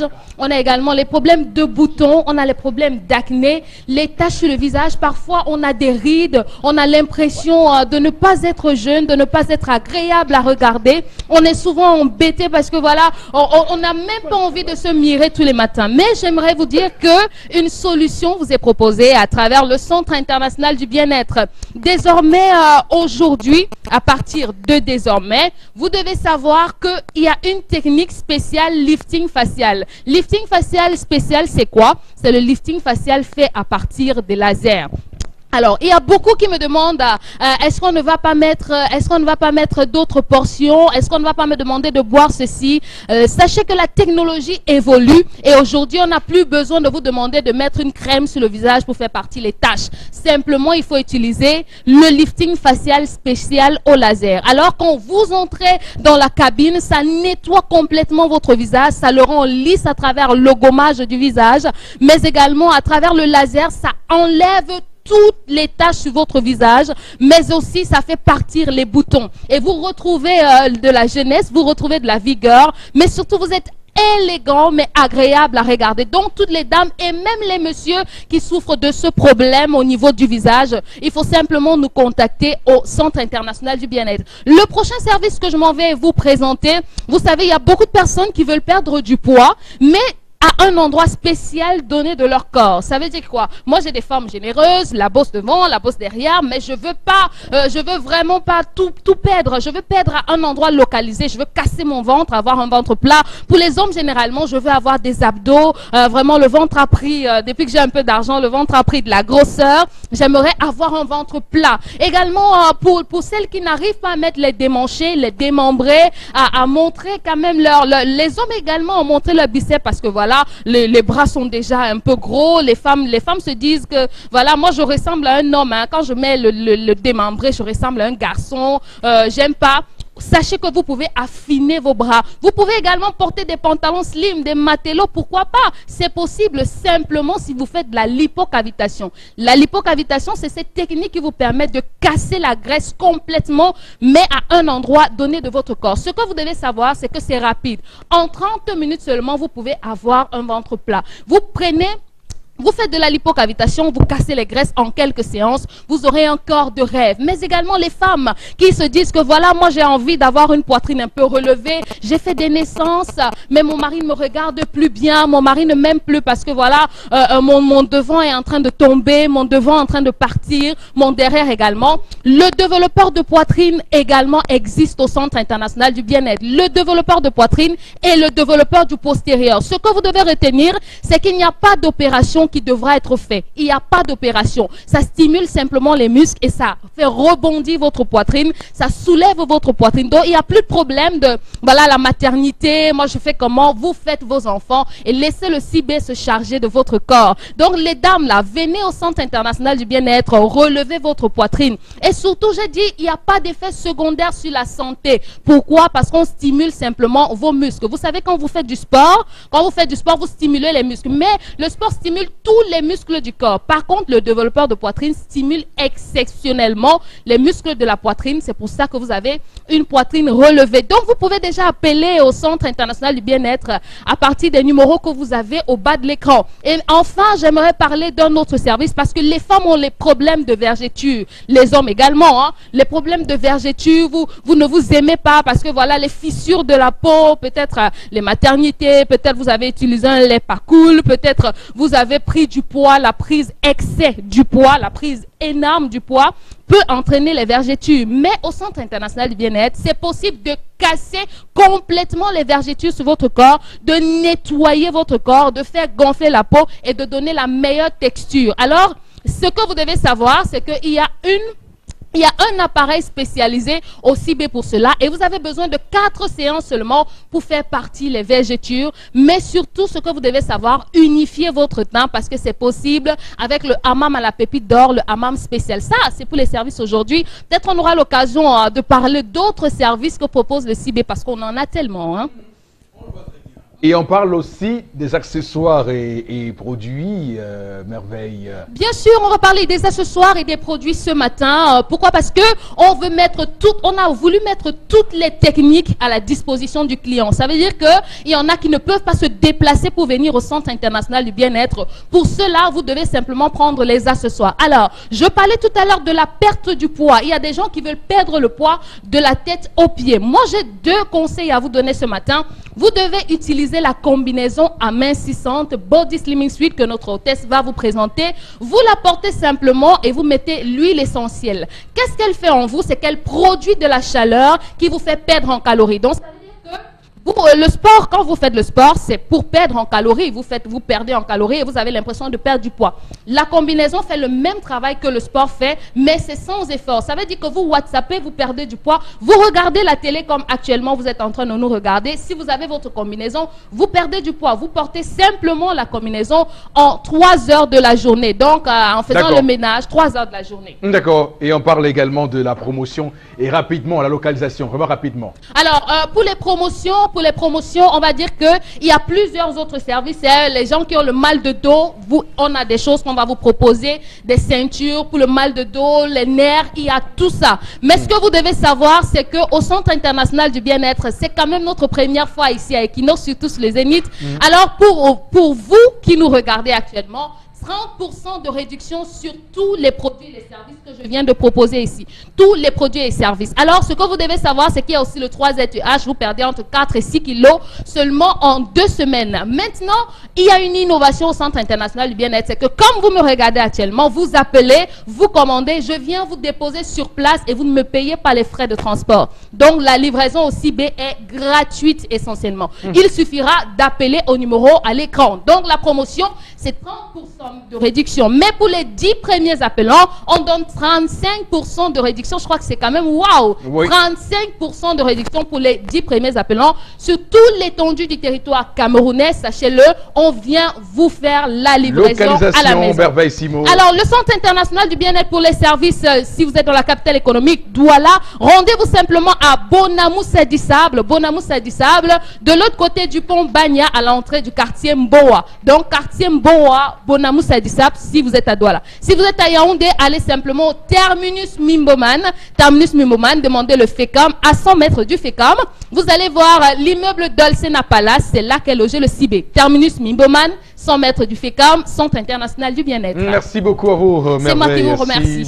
On va, mesdames, messieurs, sur ce mettre un point final à cette autre édition de cette émission Le Zénith, en vous conviant au rendez-vous de demain. Restez sur Equinox Télévision. Que Dieu bénisse le Cameroun.